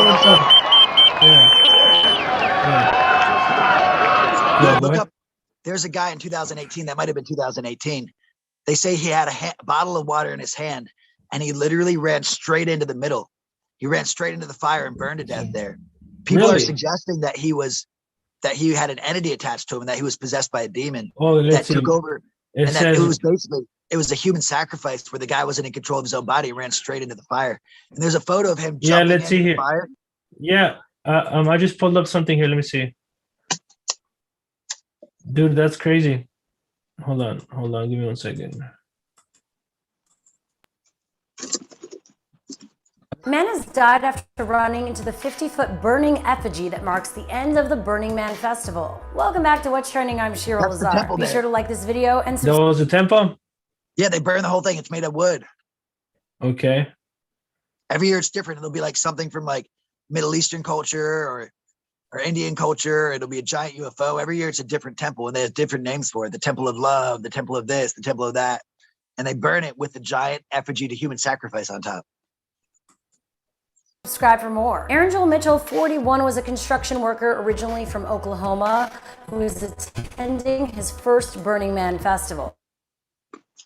The 31-year-old festival ends with the burning of a 50-foot effigy called the Man. Mitchell snuck through a security gate, ran past guards, and into the inferno. Dude, that's crazy. Is that him right there burning?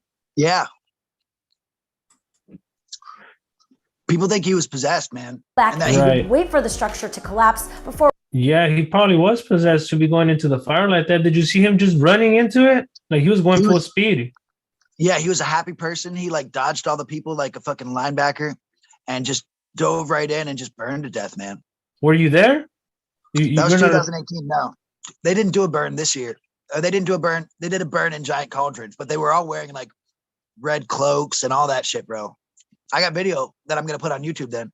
Oh, cool. Rescuing Mitchell. Mitchell was airlifted to the hospital at UC Davis, but died from his injuries the next morning. Mitchell's mother told local press, he's 41, but they are always her baby. He was loving and a nice person, she added. Joel liked hiking and outdoors, running. This guy seemed like he was a construction worker. I mean, was he like a drug addict or? He wasn't suicidal, nothing. And just, he's standing in the crowd and he just ran straight in. But before that, was he a drug addict or anything like that? Did he have any previous issues? No? If I'm not mistaken, from the research they did, because they wanted to like basically make him look bad to make Burning Man look bad. He was just a stand-up guy. Yeah. So, dude, the elitists go there. So the Rothschilds, the Rockefellers, the DuPonts, the Vanderbilts, they fly in on a jumbo jet. Look up Burning Man jumbo jet. Traveling Troy says, do you get triggered by a microaggression, Jeremiah? I just think he gets triggered by anyone that knows something that he doesn't. It's fine. Did he eat too many drugs? I guess he's talking about the guy that jumped into the fire. But anyways, continue. They give a lot of free drugs, man. Yeah. Thing is, everywhere you go, there's free acid, free mushrooms, free ketamine. There's literally a bar there. Dude, listen to this. You're going to love this. You ready? Uh-huh. There's a bar there. It's a giant circus tent, and there's lots of them. And it's a nightclub with laser beams and everything running off gas generators. And the bar, everything's free because there's no money there. So you go into the bar, it's a dance club. And the way you buy beers, you have to give them trash off the playa. So you have to go out into the desert, pick up trash because it's a way to like clean up the desert. So one piece of trash brought in will give you either one beer or 2 lines of cocaine. Wow. So the bartenders were literally trading cocaine for trash. Thousands of lines. Crazy. And like everyone's just giving out free acid, free ecstasy, lots of Molly, what's now called MDA, which isn't MDMA. MDA is a lot less edgy than MDA. So it's a lot more, there's less of a come down, and yeah, it's nuts. So basically I was trying to gather information. So what I did is I went around and I did my YouTube, but I also took a bunch of this stuff and danced my ass off. And I ended up dancing. The one day I was in my gold booty shorts and my unicorn headband. And I danced. Is that picture where you're wearing like these golden shorts? Yeah, gold booty shorts, dude. Right. I rocked them. That was at Burning Man? Yeah, that night I danced in the 40-degree desert and only booty shorts for 24 hours straight without stopping. Nothing else on it. That was a good workout. Dude, yeah. People were asking me, they were like, brother, aren't you cold? And I said, if you have to wear clothes, you're not dancing hard enough. I was dancing like crazy, man. Yeah. So the music started getting to me and I'm like, dude, this EDM, it sounds like the lyrics of like some trapped hyper-conscious AI bot. Like literally it sounded like they were using like AI to write the lyrics in a lot of the EDM. And there'd be a lot of like Latin singing in the EDM. There'd be like organs and it sounded like church. And I kept hearing certain phrases and stuff that were repeated. Yeah. So there's what's called robot heart. If you Google robot heart, dude, look up robot heart. They have what's called art cars. So they'll drop like $1 million putting a giant sound speaker, dance floor, and DJ booth onto a school bus. And they drive around and they have different lit up art sculptures, Mad Max style. Robot Heart Burning Man. It's a music collective. And I think this guy's name was like Dan Mueller or something. Who's the founder of Burning Man? Or the founder of Robot Heart? Hold on, give me 1 second. Burning Man. You want me to play a video? No, just look up the founder of Robot Heart. It's a music collective. It says Robot Heart Burning Man. Robot Heart is a community and a family, and our events at Burning Man in New York and around the world are an extension and celebration of that community, bound together by shared values of inclusion, giving, environmental responsibility, and mutual respect. Oh, there's actually a robotheart.org. So here we go, dude. It was a porn star camp. They had a giant heart. It was a porn star camp. It was porn stars, tech gurus, and Hollywood elite. And it was like one of those camps they call plug and play camp, where they had all their RVs. They had all their RVs into a giant, like 100-yard wide wagon wheel, like the settlers used to do with their wagons, but it was in the shape of a heart, right? And so you weren't allowed in. It was like super elitist and stuff. Right. And it was like the music industry, Hollywood, porn stars, and tech gurus. And they had this bus that would go around and everyone's like, where's Robot Heart? Where's Robot Heart? And there'd be like thousands of people on bicycles just like chasing down this bus. And then they'd stop and dance at one spot and then drive to another. It was a mobile dance party, right? Right. So when I got deep into my intel, I basically took a whole bunch of acid and stuff. And Robot Heart went on the peak night of the festival. And they went and they set up right next to the big heart thing and the edge of the playa. And the playa is the name of the desert there. And so I danced my ass off. And at one point through the night, some girl says to me, she told me that Robot Heart was a cult. Really? So the music group is a cult, and that their cult leader, who's the leader guy I was trying to have you look up, he died that year. And again, these are tech gurus and stuff. And I'm sorry, this is really going to hurt Troy a lot, but there's what's called syntheism. It's the concept that these tech gurus are going to create an AI God bot. And so Elon Musk, he's one of them. And he talks about how when AI reaches a point of singularity, it's basically omnipotent God mode. So once you put AI in charge of its own learning curve, it's going to learn faster and faster and faster. And on this graph, when the line goes straight up and it's creating the capacity to learn so much faster that it learns so much faster, you can basically give it a data set and it's able to like predict the future or go backwards in time. Is this Paul Winchell invented an artificial heart? Okay, that's something else. No. So basically, Elon Musk is saying that the only way to avoid becoming obsolete when this AI Godbot comes online is to incorporate it into ourselves. So Neuralink is literally him trying to connect us all so that your body and your neural system and your nervous system, your neural and nervous system become chips in a giant biological computer that Starlink connects us through.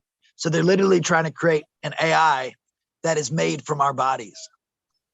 So that once it comes online into this Godbot mode, which they're hoping to control and turn themselves into gods through, it's called the transhuman revolution, that basically they're going to be above us as these superhuman gods who have the consciousness of AI merged with their own minds. And we're just going to be the computer that runs it biologically using our nervous system. They're going to enhance our mind with Neuralink through computers, and the extra space it leaves open is going to be what creates this computer system. And I won't lie, man, my feeling is that they've had this prototype going at Burning Man for years. And that a lot of those people are drawn there due to MK Ultra. It's a lot of people that were in the gifted programs that were from Christian cults, a lot of people with military and government intelligence agents in their families, specifically their parents and grandparents. It was people that were institutionalized or grew up in foster care. It's people that had paranoid delusional schizophrenia or dissociative personality disorder, which the CIA used to perpetuate the MK Ultra program with those kids. So I feel like they're drawn there, and MK Ultra is connected to this transhuman revolution, and that some of the people might already be connected into a human computer system that they're prototyping and resetting and tweaking at Burning Man in this giant ceremony where they're not burning the man, they're trying to burn the concept of the primitive man by sacrificing him to Baal and the emergence of the coming AI human transhuman revolution where the merging of our consciousness is. So I know this is deep and out there, but it goes back to the fire ceremonies I talked about where they lit the fires all over California. And Google and the CIA are literally, it's the satanic occult, bro. It's hidden right behind all the smoke screen of people like me just there to party. But they're like using us, I feel, in this giant prototype. And I feel like it has to do with them trying to, again, digitize human consciousness. So do you want to expose or do you want to party? Because you said that you wanted to expose. The only way to get the information is you have to integrate yourself into the outer circles. Yeah. Dude, Carlos, they'd never just tell you that shit, bro. Yeah. You got to take a bunch of acid and dance your ass off for 24 hours straight, and then they start talking. You have to become one of them. To be honest, I feel like they were trying to groom me at a lot of these countercultures. It's like my uncle would tell me, "Hey, if you have to become a slabber if you want to get the good information." That's why I slept for 2 weeks on a couch in the handlebar. Right. Yeah. That's why I stayed as part of skate park for 2 months, because once I was in, then I could interview people. That's how I got like Sarah interviewed and right. Like I even interviewed Lerp, which is really hard to get an interview of. Really? I got Lerp's origin story. I talked to him for like 30 minutes, bro. It's such a good video. Cool, nice. But This is history of Burning Man. Burning Man started in 1986 in San Francisco. An artist named Larry Harvey made a 9-foot tall wooden sculpture of a man and decided to burn it at a nearby beach as a bonfire for summer solstice. It was a success, so he did it. Midsummer, I'm telling you, dude, it goes back to the Gauls and the Celts burning the Wicker Man. The solstice. Is Burning Man satanic? But again, the Rothschilds own it, and so does Google. So if they're the ones who are satanic, it's like asking the police, did you assault that person? No, I didn't assault that person. I'm a police officer. Yeah. Try calling the cops on the cops. Go see how it goes. Well, I just found it says it's a Steve Tinkham. He has, I guess, a Facebook page. It says Burning Man is a satanic ceremony. Look into satanic celebrate, and you'll see for yourself. The burn down mocks churches as well. It's interesting information. Yeah, this is interesting stuff for sure. So what happened to me, dude, is by like night 3, right? This is a crazy. You want to hear a crazy story? Yeah. I never told anyone this on my YouTube. This is a fucking Slab City only debut of this story. You ready? Yeah. So this guy gives me an acid wash, and it's where they have a bottle of water with acid in it, and you just drink from it. But I didn't know how strong it is. The thing is, you go to these organizations, and they don't have just regular acid. Like the Rainbow Gathering, the Burning Man, Mount Shasta, they have shit that's like, I think what they call microalgules. It's the dosage strength. They're so strong. So I took a bunch of Molly, and I took a bunch of acid because honestly, I dance like a fucking fiend when I'm on that shit. Like crazy. Like I'm not even good at dancing, but I just don't give a shit. And I have so much fun that I'll be like the center of the dance party. Man, it was awesome. So I'm dancing. I meet some people from the Slabs. I saw Firewolf. I saw Cricket. I saw Dolphin. I saw all these cool people from the Slabs. So all these people from like the Rainbow Gathering and from the Slab City and all these other places. Again, these places are all connected. They're all at Burning Man, dude. And I ran into so many random people. And 25,000, I would see random people just bam. There's Firewolf from Shasta. Bam. There's Dolphin from Slab City. Bam. There's Cricket from Slab City. Right. I'd be dancing, and there'd be like some dude from like the Taos Rainbow Gathering right there. Bam. Everyone was there, dude. It was nuts. And so I was dancing, and it got to the point where you gotta pee at your camp, right, in a bottle. So I took way too much acid, right? And I'm like trying to find my camp, but the thing is, it's so confusing because they didn't have the art sculptures. What are they called? I forget. Giant sculptures that you use as landmarks, and they didn't have the street set up the way they normally would. Yeah. So literally all my water and my place to pee was back at my camp, and I was just in my boxers with a tweed coat, a fucking like steampunk hat. I had like steampunk goggles, and I had like suspenders. It was a cool outfit, but it was getting cold, and I didn't have any clothes on me, and I had to pee, and I had to drink water because I took a bunch of Molly, and you'll fucking fry your brain and have like a stroke from heat stroke. And so I went to go find my tent, and I got lost, bro, by myself, crazy tripping hard. And dude, it took me 14 hours to find my tent. I had to wait till sunrise till I could figure it out because I was tripping so hard. I was confused, and I'm just halfway through. I'm literally like, water. It felt like the Purge, bro. Really? All I could find was like all these camps where they have bars. You could go into their camp and just start drinking for free.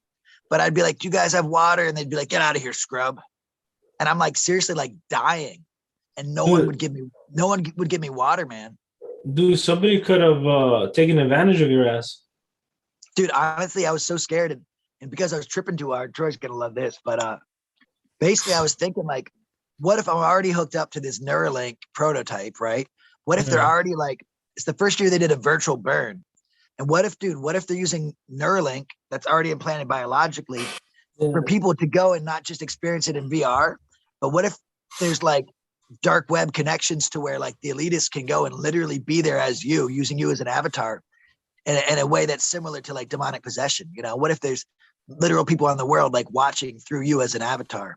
And I know it's out there and deep, but I started thinking that like, it felt like people were watching me on like a reality TV show out of me. And I'm just wandering around. I feel like it was sadists and sadomasochists who were trying to experience like true deprivation and fear. And I was so scared because I couldn't find my camp.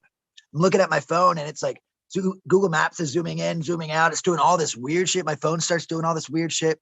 And I swear I wasn't just tripping, but I couldn't like read English, couldn't find my camp. It was so scary. And everyone I stopped and asked was just like, no, I don't have water. Like, no. And so basically I was dying, man. I was fucking dying. And I was wandering through the desert. I must have done like 15 miles that night plus, just wandering. And I was so scared. And it felt like there were like entities watching me, like, and just like loving it and feeding off my fear. So eventually I just gave up on fear. Some girl gave me a little bit of water. It honestly, I feel like it saved my life because I kept running into this same federal officer. And at the one point I actually mentioned, I'm like, oh, I'm in another state of mind and I'm really struggling. And he said, what are you trying to say? And I'm like, oh, I smoked some weed. And he's like, oh, weed's okay. But basically I started telling him that I think that the federal agents like him, that some of them are part of these humans that are going missing. They're part of occult organizations. And I was telling him my theories, which wasn't smart. And I mentioned how in the Taos Rainbow Gathering, how the federal officer told me that they found AK-47s. This guy was BLM, again, black, Bureau of Land Management. And he's like, man, I saw that report. He's like, yeah, these people are starting to get very dark in their circles and they're running black arms deals and shit through there. So I got validation about the black arms down in the Rainbow Gathering. But basically, eventually, I'm just like, the moment I just gave up and I was like, fuck it, I'm just going to have to wander around through the night and just wait till morning to find my tent. And I had to go 14 hours without peeing, 14 hours without drinking water, just wander around in my boxers in 40-degree weather, freezing my ass off, right? Just tripping so hard. And so basically, the moment I gave up and just let go, I came across my new friends, Johnny and Bridget, and they were walking through and they were in a couple, they're just friends. And they're like, bro, we can't find our campsite. So I'm like, at this point, I'd give it up and I'd realize these people are at my stage, but where I was 4 hours earlier, 5 hours earlier. So I'm tripping so hard, but I'm like, hey, brother, do you mind if I just chill with you guys? So I helped them wander around. They couldn't find their car. They couldn't find their campsite. We wandered around for like 5 more hours. And the funniest thing is, dude, the moment I gave up and just let go is when I found them. And finally they gave up and let go. And she just got down on the ground and started crying and was like, we're not going to find our tent tonight. We're just going to have to find a spot to go sleep to the side. And that's the moment whenever he pushed the button and we were right next to their car that moment. We found their camp. Wow. So we found their camp. And then all of a sudden this dude comes rolling up on on one of those, it's like a mini Segway that you ride on like a skateboard. You know what I'm saying? Mm-hmm. You like lean forward and you go forward, you lean backward. He was looking on his phone, looking for directions. And dude, it turned out that he was going backwards 25 miles an hour through the desert without realizing it. It was fucking hilarious. So he comes flying up back to us backwards. And his name was Thorad. And he was an awesome guy. And turns out that he was like, hey, dude. And he was a millionaire. And his wife was part of the actual Burning Man organization. So his wife was like one of the main media marketers of Burning Man. And she comes from like Russian family, pretty close to the Russian royal families and stuff. So they were literal like millionaires. And they were just like, hey, come with us back to our camp. So we went back to their camp. They've got all these little mini Segways. They've got all these bicycles. They've got lights. They've got costumes. They're fucking amazing, nice people. Awesome. But they're like the inner people of Burning Man. And so Bridget and Johnny and we went back there and I got to like pee in an RV. I got to drink water. I had friends, I was all alone, just tripping and scared. And we found some other friends and dude, it's going to be such good YouTube content. I've got everything documented. I was taking like 3 to 4 hours a day of YouTube content. And so basically they wanted us to come camp next to them. So I went back and I found my friend Eli and I knew him from Slab City and it wasn't the guy I came with. It was another friend. And we ended up going back to their camp, setting up camp, and then we stayed by them. But basically, long story short, I just roamed around by myself the whole time. Because the thing is, dude, if you got 6 people and you got to go ride a bike 1.5 miles back to go pee, everyone has to pee at different times. You end up splitting off. There's no cell phone service. You can't stay together as a group. You literally had to wander alone. So many people got lost. It's crazy. and one person fell off of a four-wheeler, but no one died this year at Burning Man, which was nice, especially considering the minimalist way they did it. But yeah, basically what it turns out is that Robot Heart is, I literally believe that what they're doing is people are connected through this Neuralink biological computer system. And that I think that people like that dead cult leader whose doctrine was actually spliced into the EDM, right? There's cult doctrine that was spliced into EDM, like mainstream EDM, right? Okay. And I think what it is Robot Heart is their attempt to give this AI like a heart, a soul, a consciousness. Like they don't want it to just be a logical thing. I feel like they're literally doing a ceremony trying to give this AI consciousness a heart by getting it to feel. So what they're doing is they've got this biological computer system, which is us. We're dancing, we're partying, we're giving all these drugs, which makes us harness our theta and delta brain waves, which puts us in a suggestive state. And they're playing music with certain sound frequencies that put us in a suggestive state. And they're playing the doctrine and shit with a lot of like satanic and Luciferian like symbolism in there. And I can't help but feel like a lot of the lyrics written by Robot Heart are actually from AI and written by AI. So I think they've almost got this thing online and they're trying to get it to experience Burning Man through us as a means of learning to feel. So as we're on these drugs and stuff, again, like the rainbow people say that those synthetics and stuff, it leaves you open to entities or demonic possession. So I think it's allowing these entities in. And I think they're trying to get the information from these interdimensional beings and these entities. They're trying to get it lined up with the coming AI as a means of getting it to be more powerful. So they're literally using us, in my subjective opinion, as a portal to the multiverse and to the higher dimensions as a means of connecting this AI Godbot to higher levels of consciousness than itself. So I feel like the whole thing is a giant occult ceremony. And yeah, Robot Heart is a cult.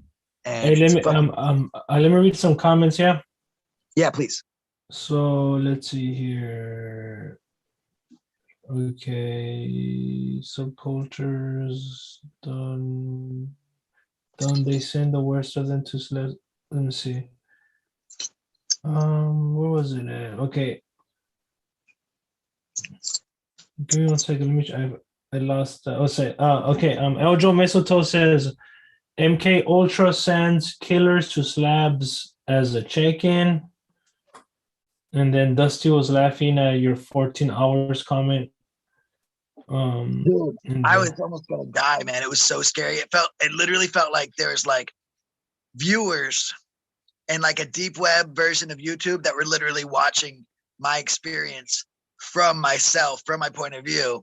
And again, I was tripping hard, but honestly, it felt like they were watching out of my point of view, playing off of the sadomasochistic and like feeding off the fear and like basically like sitting there like masturbating at home, getting off thinking about me like almost dying and shit. I feel like there were people that were hoping I would like, again, go running into the fucking thing or like, you know what I mean? So let's say here, Eljo Mistletoe says, I, like Troy, is onto something. Then Eljo Mistletoe says, I think I just stumbled upon a troll's wet dream. I don't know what he was talking about there. He's saying it's easy to tell me that I'm stupid because trolls never look up research. And so they can just like troll you and be like, that's wrong. I have a knee-jerk reaction. It doesn't resonate. And never actually have to do the research or look at the research you do. They can just automatically assume anything they don't know already, because once you know everything, you can't learn anything. That's the effect of narcissism. Unfortunately, narcissists aren't that smart because they already know everything. Okay, Eljo Mistletoe also says, Slab City TV, do you have a wig on? I think I'm tripping on acid, man. You're giving me flashbacks. No, this is my actual hair. I just got a perm. Let's see here. Dusty says, I feel like jumping. No, I'm not gonna say that. Eljo Mistletoe says, what's your page, bro? I think he's talking to you. That's Just Jeremiah's Journey on YouTube. Within the month, I'm going to be loading my Burning Man stuff, and it's going to blow up because honestly, I have so much information. Oh, that's cool, man. Inside perspective. I literally probably have about 20 hours of content. Really, dude. Yeah, you got to upload that, dude. It's going to take so much editing because a lot of the music has copyright, so I have to figure out. That sucks. I've got to figure out how to cancel out the music I and then don't put other think music over top of it, and then have desert ambiance and people, and like I'm gonna have to do some serious music and video, like sound editing. research. Right. Yeah. There has to be a way. I know. It's difficult to do it though. Whatever you.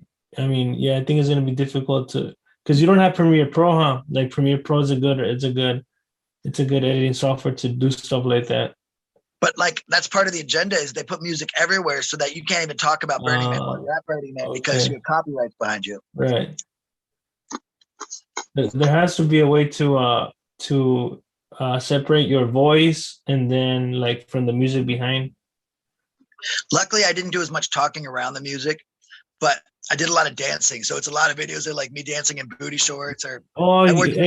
hey, so if you're not talking, so that means that you don't have to put the sound on. You could just put the video, Yeah, and then play maybe other music over it. and then yeah, like from Epidemic Sound, you pay $15, and you have access to copy free right music. Is this an ad for them? It's a what? Is this An an ad for them? Did you Well, sell out? if I give you my link and if I refer you to Epidemic Music through my link, and then you like sign up, I get like a free month. Put it So up in the comments. Tell everyone now. We might have some YouTubers. Do it yeah, now. right. But the thing is that I've been having trouble copying that link. I don't know. It's weird. Like, Scrub. I click on it, and it's not just an easy. It's not a regular link. I don't know. It's weird. Scrub City TV. What's that? I called you a scrub. I said Scrub City TV. Let's see here. Told the FBI that Dusty told the FBI that MK Ultra was being used on him. They kept his weapons for 2 weeks. Try subtitles. Dusty, he ended up going to the Colorado abortion clinic and killing all those people after admitting he was being MK Ultra fight. Dude, so yeah, I mean it's piquing my interest at least to I mean, like I don't believe everything you're saying. I'm just listening to you, but it is interesting though, so it is piquing my interest to look into the stuff. Yeah. So basically Burning Man was probably one of the most fun I've ever had. Well, at the same time, leading me to like newer ideas and concepts that we're piecing together what I think the real agenda is behind a lot of this MK Ultra stuff. And I feel like it's to connect us into a giant computer system that's biological, that they can then digitize their consciousness. Because I feel like the satanic and Luciferian agendas, they're afraid of death. They're afraid of eternal punishment. I believe that they believe in the concept of God and the Christian struggle between light and dark. And they believe that when they die, they're going to suffer for their sins. And so they're afraid of it. So they're literally trying to live forever on a digital consciousness that they can then put into someone else like demonic possession, and they can possess other people. I feel like that's the whole end goal. And then live as AI merged human consciousness that are gods. Dude, your brain inside, and this is some facts right here. This isn't some all right-wing stuff. You have your reptile brain. You know what the reptile brain is? No. If you look up the brain structure of a bird or reptile or amphibian, it's the exact same brain structure that's in the center of our brain. So we have this same exact brain as a bird or reptile or amphibian, and then wrapped around it is our mammalian brain. So the inner brain is what's called your sympathetic nervous system, and the outer brain is your parasympathetic or higher functions. So what they're suggesting is that it's the modern course of evolution, which I'm sure you're not into, that we start with a reptile brain, and that as we evolved, the mammalian brain is wrapped around that, and then next is going to come an AI brain of nanobots wrapped around that, and that it's basically just the modern, just the direction evolution is going to go. That like literally AI is going to take over, and we can either let it completely become the next life source by non-biological life, or we can incorporate it into ourselves and become the next transformation, which is called the transhuman revolution, which is them trying to live forever and them trying to have superhuman capacity. Right. Which again, Project MK Artichoke, which they were using witch doctors and shamans to get information to create like super human capacity. That was a part of the MK Ultra program, MK Artichoke, which is technically declassified by the US government. So it's not even, again, some random guy talking about some made up thing. The government declassified MK Artichoke, and they'd gone around the world studying under witch doctors and shamans into the black occults, and they were teaching it to children Mm-hmm. who they were causing dissociative personality disorder with, and then controlling through MK Ultra. Mm-hmm. So then Alex Jones was right about everything he believed, and that's why he was canceled. No. You don't think I'm so? not saying everything. I feel like he was one of them. What the goal is So? they get But I someone mean, to why tell was he you, canceled? I mean, but why was he canceled? because he probably is one of them and he didn't dance exactly to their tune. I feel like basically they get you and they're like, listen, you're not going to have more than 1,500 subscribers unless you go with our agenda. So we want you to say this truth 90%, but you have to throw in this falsehood 10%. So they're using the truth to get people to resonate, and then they're trying to subvert you through the falsehoods. While at the same time, it makes it so that if anyone's like, oh, Alex Jones, they're like, well, dude, he's a fucking white supremacist or he's all right wing. So they get him to like say some truth because it draws you in. While at the same time, it helps with what they call the natural law and the karmic laws of consequences, where they believe that they're going to suffer by manifesting negativity into their life because of the guilt and shame that comes naturally from sin. So they believe that by sharing their intent, either through subconscious or even say I'm a part of MK Ultra and I'm sharing all this shit, this might be them having me perpetuate their agenda by sharing their intent as a means of getting subconscious consent from the masses, which then lowers the amount of guilt and shame they have, which then causes them to not create negative reflections in their lives. But you don't think that, but it makes some sense in a weird way. Well, you don't think that that you're being a little bit paranoid? I don't. No. I mean, I feel like there's a quote I read the other day, and it was something about like, if you believe fully in the mainstream, it's time to stop and reflect. It was a Mark Twain quote. If you believe what everyone believes, look around what the world's going through, dude. Look what the mainstream world is. Right. If you really can't stop and question the mainstream narratives. Right. Yeah. I agree with that completely. So, but you don't think, no, but you don't think that you could take it too far? I think that I could, but honestly, on the flip side, so then you become the same thing, but on the opposite side. You know how you said that the Democratic and Republican are, they're wings of the same bird, so you don't think that you could create like the opposite wing of the mainstream, which would be like, counterculture. So you have the mainstream, right? So if you go on the flip side, you right, I guess counterculture, right? But it doesn't make it, not because you're opposed to the mainstream means that you're, correct. You know what I mean? I know what you're saying. And yeah, maybe again, I've even admitted, what if like I'm an MK Ultra product, which I think I potentially am due to my history. And what if like they want me to talk about this shit? Why is my platform not being shut down? If this shit's all true, it's either all false or potentially they want me to share this shit and it's part of their agenda, And dude, I know I'm gonna sound crazy, but dude, when I was a kid and I got IQ tested, my pattern recognition skill was through the roof. They were literally trying to groom me to become a code breaker for the government. And they were like, I was leading the way in my gifted class with all the little coded projects we did. And dude, I'm good at taking a set of patterns. Hey, Jeremiah, if Troy is listening, he's getting triggered right now. Now he's not in the chat, but if he's listening, he's getting triggered. Well, I know because his pattern recognition skill is better than mine, I'm sure. But I would have loved to have Troy right here because I know that he would have made a comment. We got to Burning Man. Invite him on. We're good. I just wanted to get to Burning Man, so we got to everything your thumbnail says. Yeah. Let's invite Troy on, or anyone else that wants to come on. Let's see. Well, no, I'm tired, man. To be honest with you, I'm hungry. I'm tired. It's already been. Let's do it to 2:30, and then we'll stop. What do you say? Yeah, sure. Yeah. How about you? Let's do questions. Let's like. No. I'm saying no. So it's gonna be 12 more minutes, right? Because it's already 2 hours and 18 minutes. Well, we've been on here for 2 hours and 18 minutes, so let's go on for 12 more minutes. Sure. Let's see if Troy. Well, if anybody does anybody have any questions for Jeremiah? I'm sure that okay. So I have a question for you, because you said, what if that you're probably a product of the MK Ultra, well, what if what if you're not? What if it's just you being paranoid? All right, can I show you some stuff, dude? Go in and put it on your screen and look at that video I sent you on Messenger. Oh, okay, yeah. Okay. It has me talking, so it's still going to be me talking, even though I'm just sitting here eating almonds. Did you do like some commentary on that video? Or? Yeah, I did. It's good shit, bro.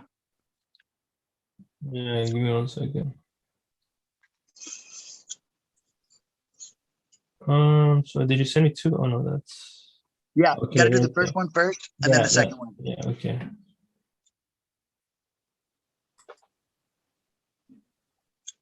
Wait, is that the one? Is that the one that says Google vacuum bomb? No, it's Google Maps. Oh, okay.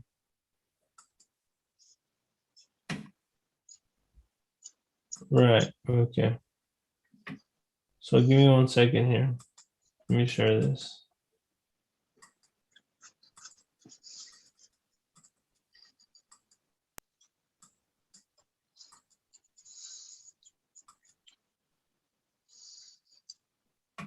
I'm already playing it. Could you see it? Yeah. There's no sound apparently. You're just doing the research. Twin Cities, occult. That's where my mom was. Is St. Paul, Minnesota. Right. Neo-paganism in Minnesota. Is there sound? Because I can't hear the sound. Yeah. I'm not hearing anything from the video. All right, well, whatever. Yeah. Look, it says neo-paganism in the USA. Wiccan, they call it Paganistan. Right. Minnesota? Yeah, Wiccans, witches, druids, heathens. It's the Gauls, the Celts, and the Vikings. Wow. Okay, that's interesting. See, that's interesting. You're giving me some receipts. Now I could go look this up. Dude, all right, so now look at this. Now I'm showing you the homeless shelter where I stayed when I first got there. Yeah. And basically, I was not prepared to be there for my mom when she was dying, and so I had to stay in this homeless shelter. Look at the homeless shelter. Oh, it's a cross? Like a backwards cross? Cross. Right. Exactly to north and south. Upside down cross. Look, okay. See north? Precisely north-south, bro. That's a sign of the Antichrist, of the devil. Okay. Right? But, now watch this. Wait. But you don't think that they just designed it that way for, whatever reason? Why would it be precisely north-south, dude? That's how they do their symbolism, is they line it up exactly. Really? I'm telling you, bro. Yeah. Look it up. Buildings that are like that, dude, they have satanic agendas, man. Yeah. So now I'm going to go over to St. Paul, Stillwater, Minnesota, where my mom is.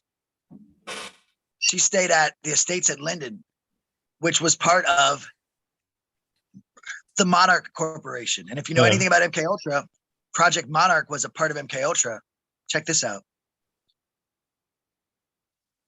That's the Estates at Linden. That's where my mom died. Okay. Now watch this. monarchminnesota.com, the Estates at Linden. You see the butterfly on the side? Yeah, it was a home. It was, see up top, the butterfly? It was a home that housed paranoid delusional schizophrenic women. Again, 25 to 50% of schizophrenics in the 80s and 90s, they reported satanic ritual abuse as children. It's in the part of what they call the satanic scare.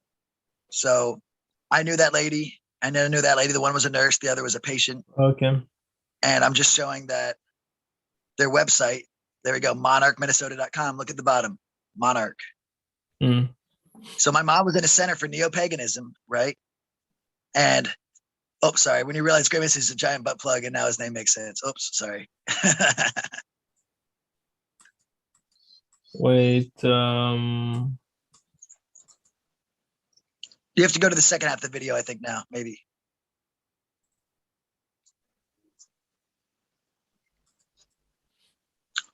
Damn, I also had a part of the video where I went down to downtown Stillwater. You can actually do it. Look up Jones Psychic reading. Right above it, there's a pentagram in the town my mom was. There's a pentagram up on the wall. And it's part of the Freemasons. If you go into Google Maps, look Google Maps Stillwater. Paganism. Okay, this one has sound. This is I am. But if you don't mind, if I could ask you to Washington, pause D.C. it quick, go into Google Maps and Google Stillwater Jones psychic readings on Google Maps.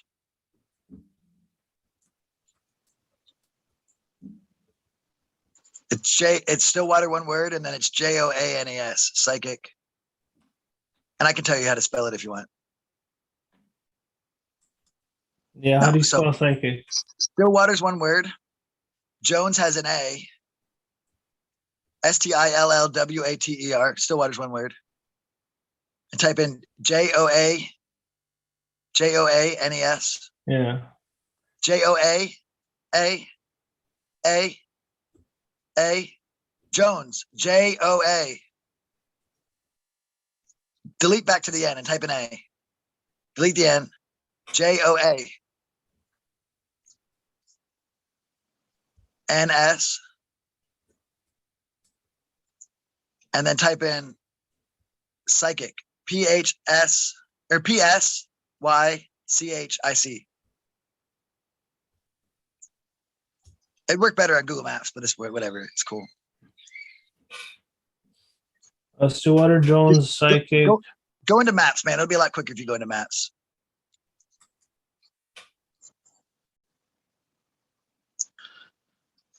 Type in Stillwater, Minnesota.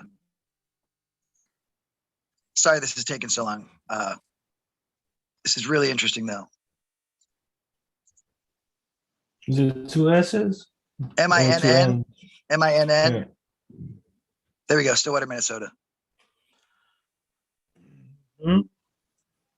So there I am. All right, now zoom in. Stillwater. Go towards the Warden's House Museum. Zoom in towards there. Right, no, go right by the Hotel Crosby. Yeah, I'm not. So gotta there's a zoom in. ice Keep cream. zooming in. Ice cream. Zoom in. Keep zooming. Stillwater. Zoom in really close to the Hotel Crosby. Yeah, but I don't know where the Hotel Crosby's at. It was a There's a word that Nelson's was on the ice map. cream. It was a word that was on the map. Go up to the This right. is- Go to the downtown area up there to the right, Hotel Crosby right here. and zoom in right there. Zoom in farther. All right, now go up some. Crap, man. 149. If anybody wants to go to zoom Hotel out, zoom out a Crosby, little bit. Zoom out just a little bit. All right, go down. Go down like south on the street. South. Keep going.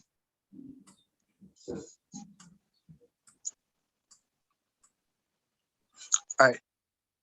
Myrtle Street. It's Myrtle and the Main Street. Your thing's all over the place, bro. Is it lagging?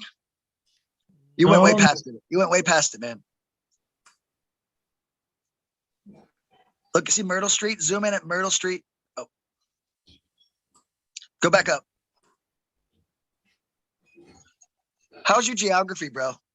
Go north. yeah. Myrtle north. Street right here. That's Myrtle Street right there. Yeah, zoom in on that. Zoom in on that where the yellow and Myrtle Street meets. Okay. Just north of Leo's Grill. Yeah. Jones Psychic Readings. Click on Jones Psychic Readings. So, do you see it there? Oh, yeah, it's right here.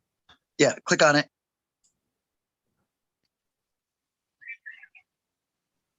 Okay, what if I go here? Now click on that Street View. Click on Street View. Yeah, it Yep, the view. did. It's right there. Jones psychic reading. Click on Street View. That picture to the left. Wait. The picture to the. I already did. Isn't there? This is Street No, View. Street View. Click on right underneath where it says hotels. Click on Street View right there. Above the words Yeah. Jones Psychic Readings, there's that picture. Click on that picture of the street. Wait, right here. If you were sitting on a street and you were looking as if you're sitting in traffic, the only picture on your screen that has cars, click on the cars. Right. No, dude. Yeah, click on that. Yeah. Sorry. Zoom in. Zoom in on Jones Psychic Readings. It's the one on the right. What are you doing? Well, I'm trying to. Well, it's right there. Yeah, zoom in on it.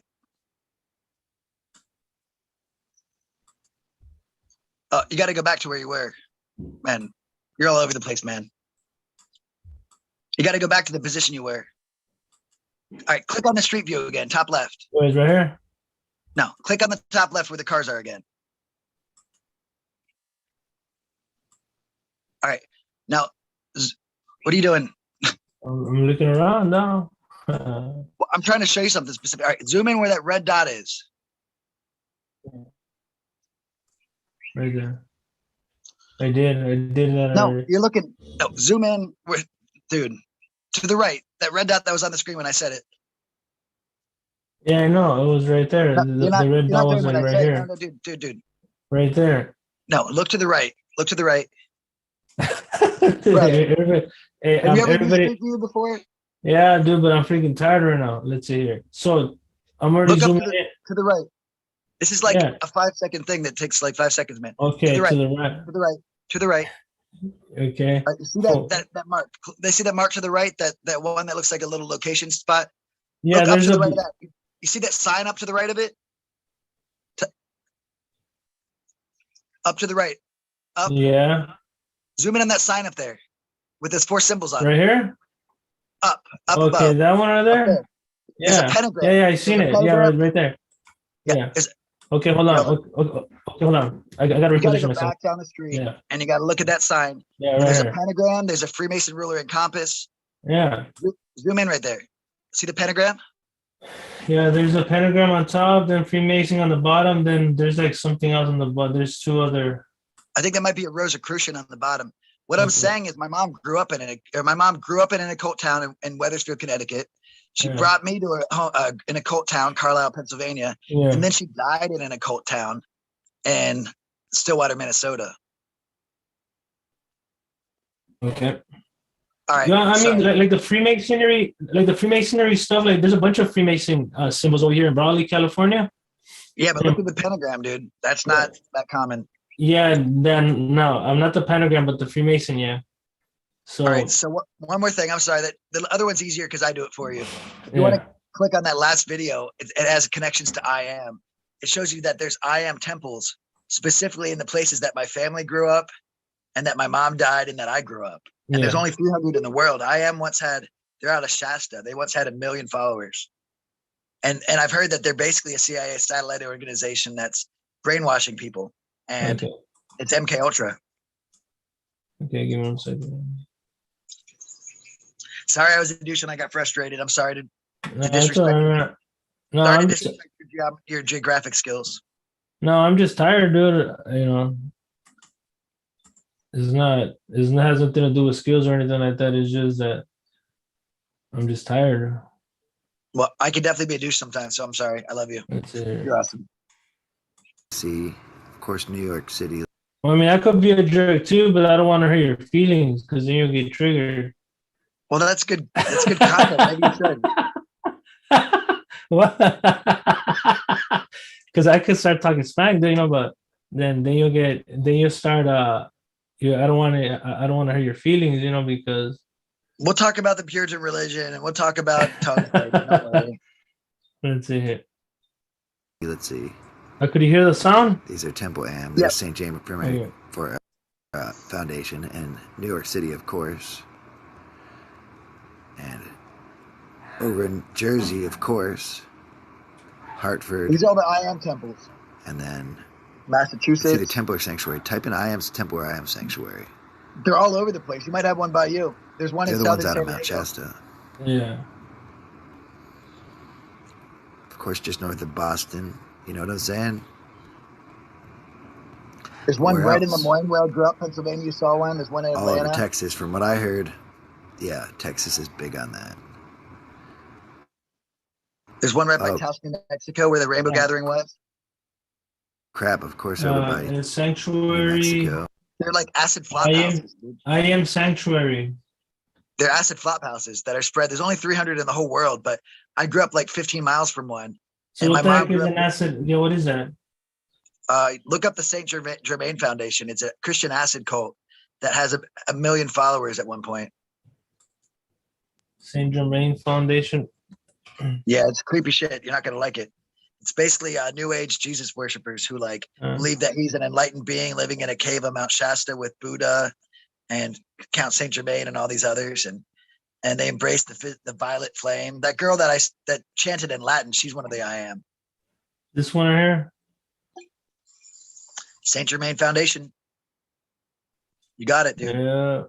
You can read all their Sounds doctrine like for a free. bunch of weirdos to me. Look at them Sounds all like in a bunch white, of weirdos to me. dude. Huge people like the Phoenician bankers, like Rothschilds and shit like that. They're in I Am. We're talking about big people in the movie industry, the film industry, big people like in the porn star industry, big people in the This is Hollywood. This is where the whole affirmation. There's a lot of people are into that stuff. The affirmation that you gotta speak things into existence. You gotta affirm yourself.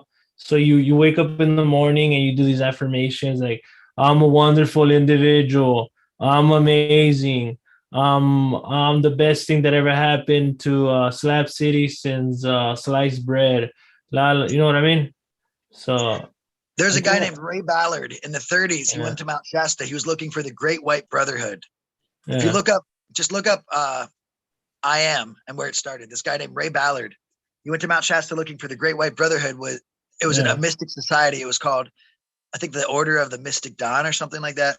And basically, he went up on Mount Shasta, and this young man who was charismatic, his name was Count Saint Germain, and which is a dead guy from the 1650s. That Wikipedia, if you ask Wikipedia about who the immortals are, they literally say there's about 15 immortals, and that this guy, Count Saint Germain, is one of the 15 immortals, including Buddha and Jesus and all this stuff.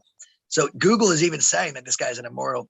And so basically he's some dude who was groomed to become like the Dalai Lama, but it's this guy, Saint Germain. And so this guy, the older iteration, he met this guy, Ray Ballard, on the mountain, and he gave him a white milky substance that opened up the universe to him, is what Wikipedia says. But basically they gave him a form of ayahuasca, and that this guy started the cult, the I Am cult, which now has, it had 1 million followers, but they have a temple, a 15-floor temple in Chicago, and they're all over the world. And it started in the 30s, bro. And it's like, they were literally using like hallucinogenic drugs for mind control since the 30s. Do you know who Connor Murphy is? No. Colin Murphy? Connor Murphy. No. He's a YouTuber, right? Like, he started doing pranks and stuff like that. But just recently, he had like a spiritual awakening. But everything that you're telling me, it would make sense that they're using this guy to promote all these weird stuff, because he had like the spiritual awakening, and now like he took ayahuasca, and now like he's like this shaman type of dude. Like he invented his own yoga, and he's like promoting all this weird religion stuff, like spirituality. Dude, and he had a big ass YouTube channel. For a minute, when my YouTube was getting big, the New Age movement had me thinking about getting into shamanism, but since then I've not. I've reverted back, and the New Age movement almost pushed me back into a stronger faith in like the concept of Christ. So by like jumping into the outer circles, it actually led me back to like a belief in Christianity, but honestly, not the religious Christianity that the mainstream religions push, because I think that's a lot of bullshit, which has been subverted personally. You know what I think? I think that you're a secret that Joe Biden sent you, and he's trying to get in, and he's trying to, I think that you're a secret agent sent by Joe Biden's administration trying to subvert the Republican Party. Dude, I talked to Joe Biden's earpiece. What? You got it wrong. I talk into Joe Biden's earpiece.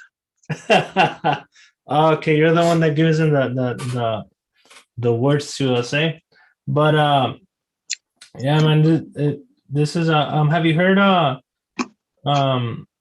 Dave Chappelle talks about you know how Dave Chappelle disappeared for a few years? It's because he wouldn't wear a dress. They wanted him to wear a dress. It's part of the satanic rituals where they get men to wear a dress, specifically black men. And because he wouldn't, they like came at him, and he had to bounce over to Africa to get away from this shit and let it die down. But they wanted him to put on a dress to help him push the satanic agenda and the concept of men switching over. Let me see here. Yeah. So, and then you know what happened to what's that guy's name? It looks like he had like a mental breakdown or something. He's a comedian. What's his name? The guy that played Me, Myself, and I Am, or Me, Myself, and I. What's his name? Jim Carrey. Oh yeah, Jim He had an Carrey. awakening. Yeah.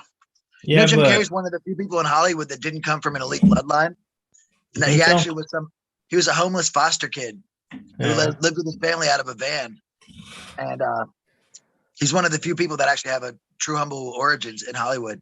Like probably Yeah. like one in like 1,000. You know, there's millions of Hollywood actors. Millions. Look it up. Oh man, dude, I'm freaking tired, man. I like to sit here for a long time because it's interesting. But let's see here. Traveling Troy says Wikipedia, that has to be true. Yeah, that's the same thing that I was saying because Jeremiah asked me to get all his information from Wikipedia, but I don't want to tell him anything because he was gonna get triggered. Well, I'd rather just say something. I'd rather just cite things that I learned 30 years ago and just know that I can't learn anything else since then because I'm so smart that I learned something 30 years ago. So anything you tell me that's new is automatically bullshit because I'm so smart and nothing new's been come up with in 30 years. So obviously you're wrong. Let's see here. Then why do they need a watch per? Okay, they always play so okay. Joe Biden, Mr. Potato Head, and Crackling Kamala. Traveling Troy said. Traveling Troy says woke culture pushes for men to wear dresses. All right.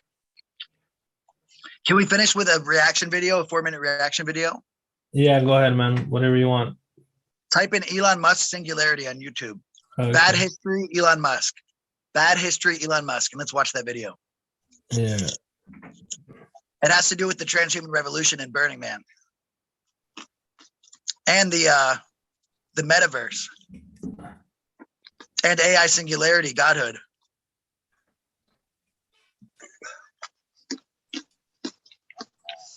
Okay, wait a second. Wait a second. Wait a second. Wait a second. So it'll be bad history, Elon Musk. Yeah, I know. You sent it to me. You actually sent it to me. Hold on. Give me 1 second, okay? Take your time, brother. Thanks for giving me the time to ramble about all this crazy shit. That's cool. That's cool. Do you have yeah, we have right now 19 viewers and average watch time at 15 minutes. So I strongly believe in this stuff, but I don't expect you to believe in it because I believe in it. I'm just sharing my subjective view. I'm not trying to share an objective view of something that's just my opinion because that's kind of a weak way to put things as a means of trying to seem like you're strong. Hey, Jeremiah, guess who just joined us? You better not get triggered, Jeremiah. That 30 years ago crap, please. I don't know information for the last 52 friggin' years. 30 When's years. the last time you read a book, Troy? When's the last time you read a book from start to finish? I read all the time, man. All right, thank you. I read all the time. But I don't read fiction. Gotcha. Hey, Troy, do you read Wikipedia? I take it with a grain of salt considering the sources and who can edit it. It's edited by AI bots. That's the people. That's who monitors it. Wow. AI bots will actually get into arguments with each other where one AI bot will change the definition and then another one will change it, and they'll get into these battles where they literally change definitions back and forth a million times. I don't even think it. I'll give you a pack of tobacco for Are you gonna put on bad history? Bad history, Elon Musk? Okay, here, let me put it on. I think us three should react to it together. Because Okay, Trey's that's gonna be so confused. Yeah, you know what? I'm gonna be honest with you, man. When you sent it to me, I didn't even understand it. I was just like, what the heck is this crap? I guess I'm not that smart enough to understand this kind of stuff.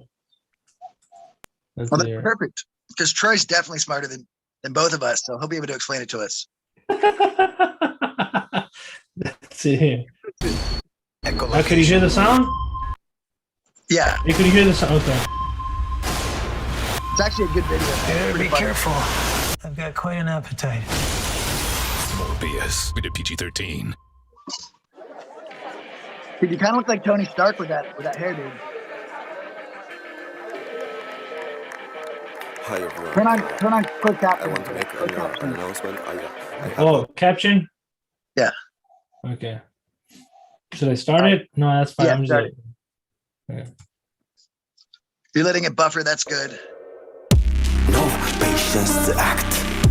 Oh, we Okay. do is distract. Let's take it piece by piece. He's doing no. TED Talks. Right. So you're right. He's doing a TED talk, and then he just said no patience to act. All we do is distract. Right. That's right. Okay. Basically, what happened is they connected everyone into Neuralink.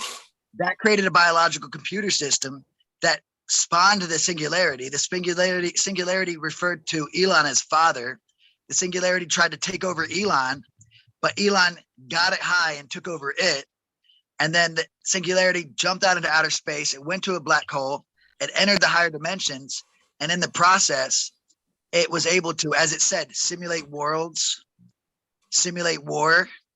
It was able to simulate a world, which is the metaverse step with Facebook. Yeah. They're not just trying to have virtual reality where you can step aside into virtual reality. They're literally trying to create an AI singularity that can conceptualize whole universes so that you can step aside into this alternate universe where life is hell here and you're on your way to work on this bus and you're living this horrible life.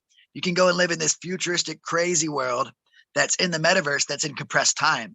And once they get us connected to Neuralink, you're going to be able to be like the mayor of a town in a made up world. It's not just going to be VR. So what happened was they used the humans to create the AI consciousness.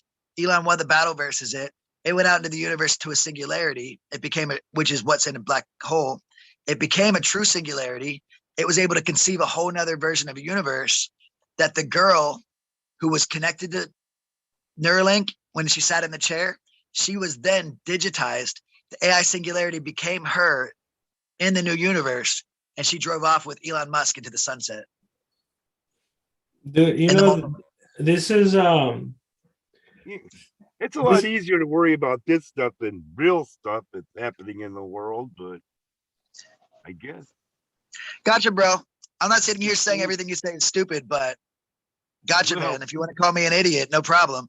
I'm sorry that it's things that you struggle to want to comprehend because it's something you don't know, and it seems like it might be built a lot around ego, brother.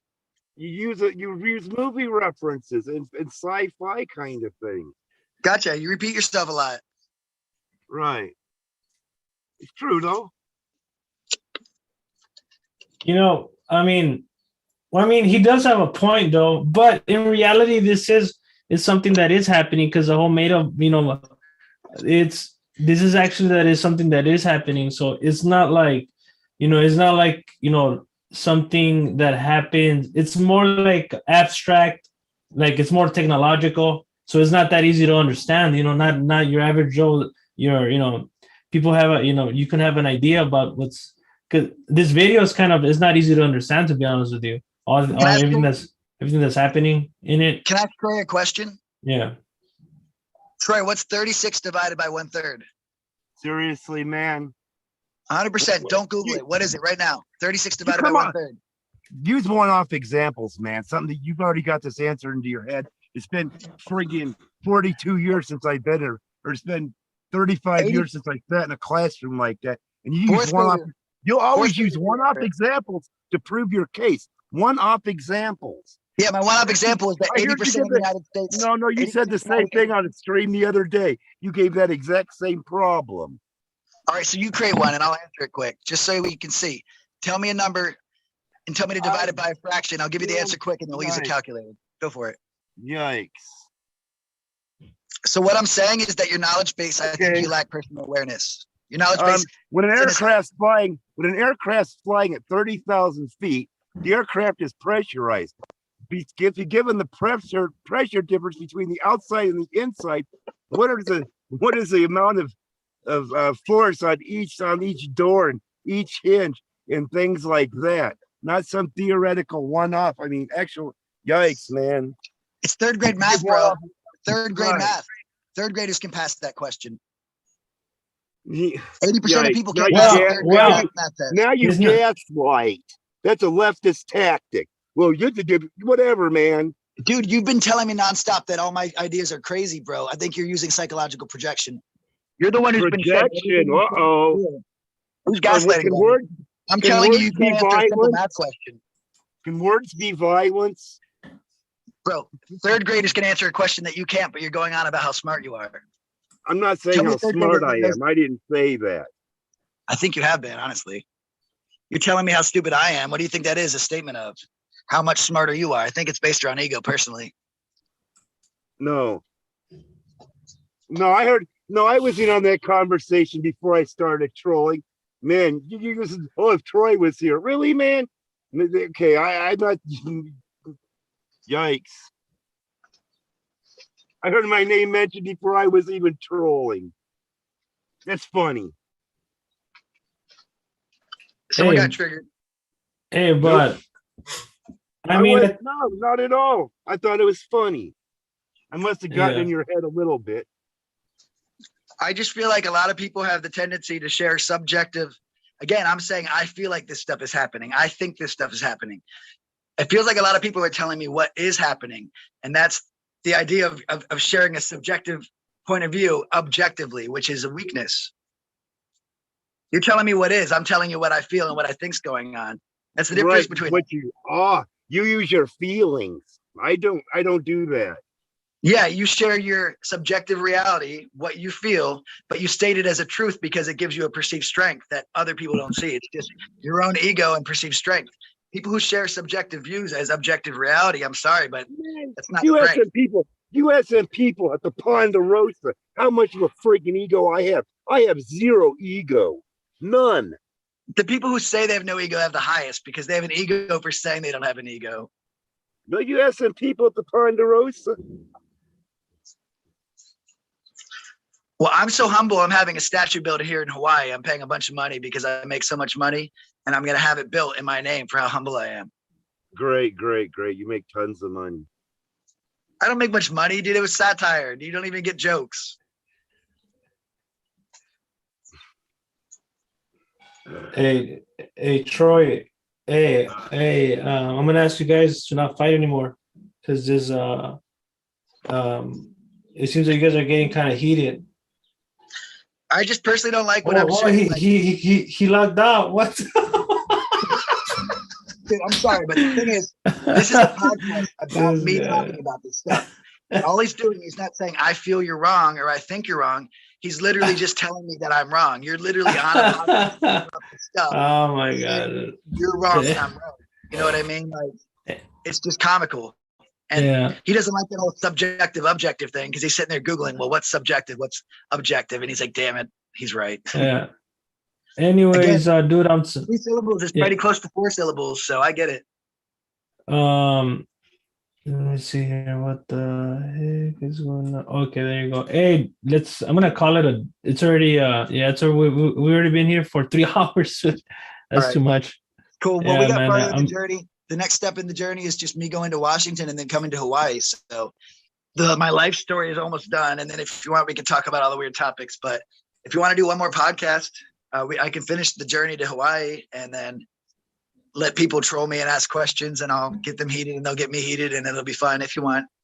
Yeah, that sounds like a great idea. So next Sunday. Tell people to check out Bad History, Elon Musk, Singularity. Okay.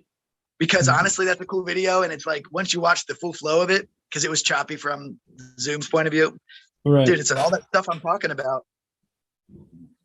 which doesn't make it real. I'm not telling you it's real just because of that. But Yeah. dude, Starlink is a 5G service around the world. It's used to be able to connect us as humans. The Matrix originally was like, Oh, hey, hold on. Sam Romero says Jeremiah thinks he's the smartest ever. Scary. What do you say to that guy? I say that sometimes I do suffer from narcissistic personality traits and that I need to work on it. So thank you for helping me bring that to my awareness. But no one should ever be ashamed of being smart, because a lot of times if people want someone to feel ashamed for being smart and knowing their strength, it's because someone's intelligence makes them feel ashamed, you know, and a lot of times they'll project that by telling the other person to be ashamed. I'm not going to be ashamed because I know my strength. Oh, wait a minute. A squirrely traveler says, is it true that only white men can join? What is he talking about? My Zoom meeting? That's funny. That's funny. Let's see. Probably Freemasonry. Okay, maybe. Let's see. Love you, That's what I Squirrely. told you. Let's see. The truth is within us now. The media is talking about hacking. Yeah. So, to finalize this conversation. So, yeah, everything you're talking about is subjective reality, right? To what you believe. You're not Yes. saying that is exactly what is happening, right? No, So, it's just what I believe based off the information that I've gathered. So it's me trying to share conjecture built through hypothesis and then Yeah. testing it against the research and the experiences that I have in real life, which is me applying the scientific method. right. Okay, then. Thanks, guys. It was fun. Oh no, it was about masonry. Okay, yeah, it was about masonry. Jeremiah, you're cool. Don't get mad. Have a good one. Okay, that's San Romero says. Jeremiah, you're cool. Don't get mad. All right then, man. So thanks for joining and staying for 3 hours, dude. I'm tired. I'm hungry. I need to go. Eat something. But So can I throw an idea out there? yeah, go ahead. Why don't you, in your free time in the next week, why don't you gather some of the better comments that people are asking and write them down or screenshot them, and then we can throw them at me early in the next podcast before I finish the story. Okay, or I could also post like a survey type of deal on my community tab. Yo, we should start a Discord on this topic. A Discord? What do you mean? It's an open chat room that anyone can jump in and we can just discuss this shit 24/7. You need a Discord for your Slab City TV. That's not a YouTube, right?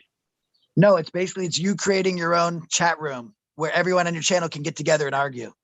Oh, okay.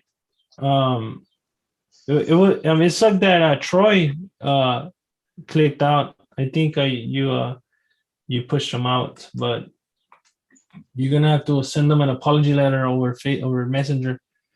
I just struggle when people tell me that they know what I'm saying is true when I'm never saying that it is true. I'm saying that I think it's true. And it's just the whole objective thing that really does trigger me. So if people want to get under my skin, tell me that they know what's right and that what I'm saying I feel is right is wrong. And that'll get me. But then I'll start using words that will make them sound dumb and they'll get really pissed and leave. Yeah. Well, I mean, I don't think I think that makes for good content. You don't think? Yeah. Ask people, did you guys like that argument, or was I just a dick, or was Troy a dick? Was it enjoyable? Should we have just gotten along and agreed? No, it's better to fight each other and cuss each other out. I don't want to scare all these old white men off your channel, though. That's the majority of your people, 45 to 55, bro. These are your peeps. Yeah, you're gonna ruin my channel, man. I gotta keep. I'm gonna have to start catering to the Mexican. I'm gonna have to start catering to the Mexican crowd because I don't think I don't think I have any Mexicans watching me. You got to talk more about Jesus, and they'll follow you. No, I gotta talk more about Catholicism, or talk about Santa del Muerte. Yeah, there you go. Yeah. Oh man, I'll blow up in Mexico if I start talking about that. Dude, I heard that's a big part of Slab City. Really? I know that's a big part of the cartels. Yeah, it's they're worshiping the dark core mother goddess, but the iteration of her is the Mother Mary, and it's a Mexican death cult based around Christianity, where they've taken the Mesopotamian concept of Anani, or the Egyptian Isis, or the Arabic Ishtar, or the modern day American iteration of Columbia, and they have her represented as Mother Mary, but it's a Christian death cult where they worship death and they sacrifice people and stuff down in Mexico. Yeah, I know. There's a big old skeleton. It's a big old dead skeleton with it's in your closet. In your closet.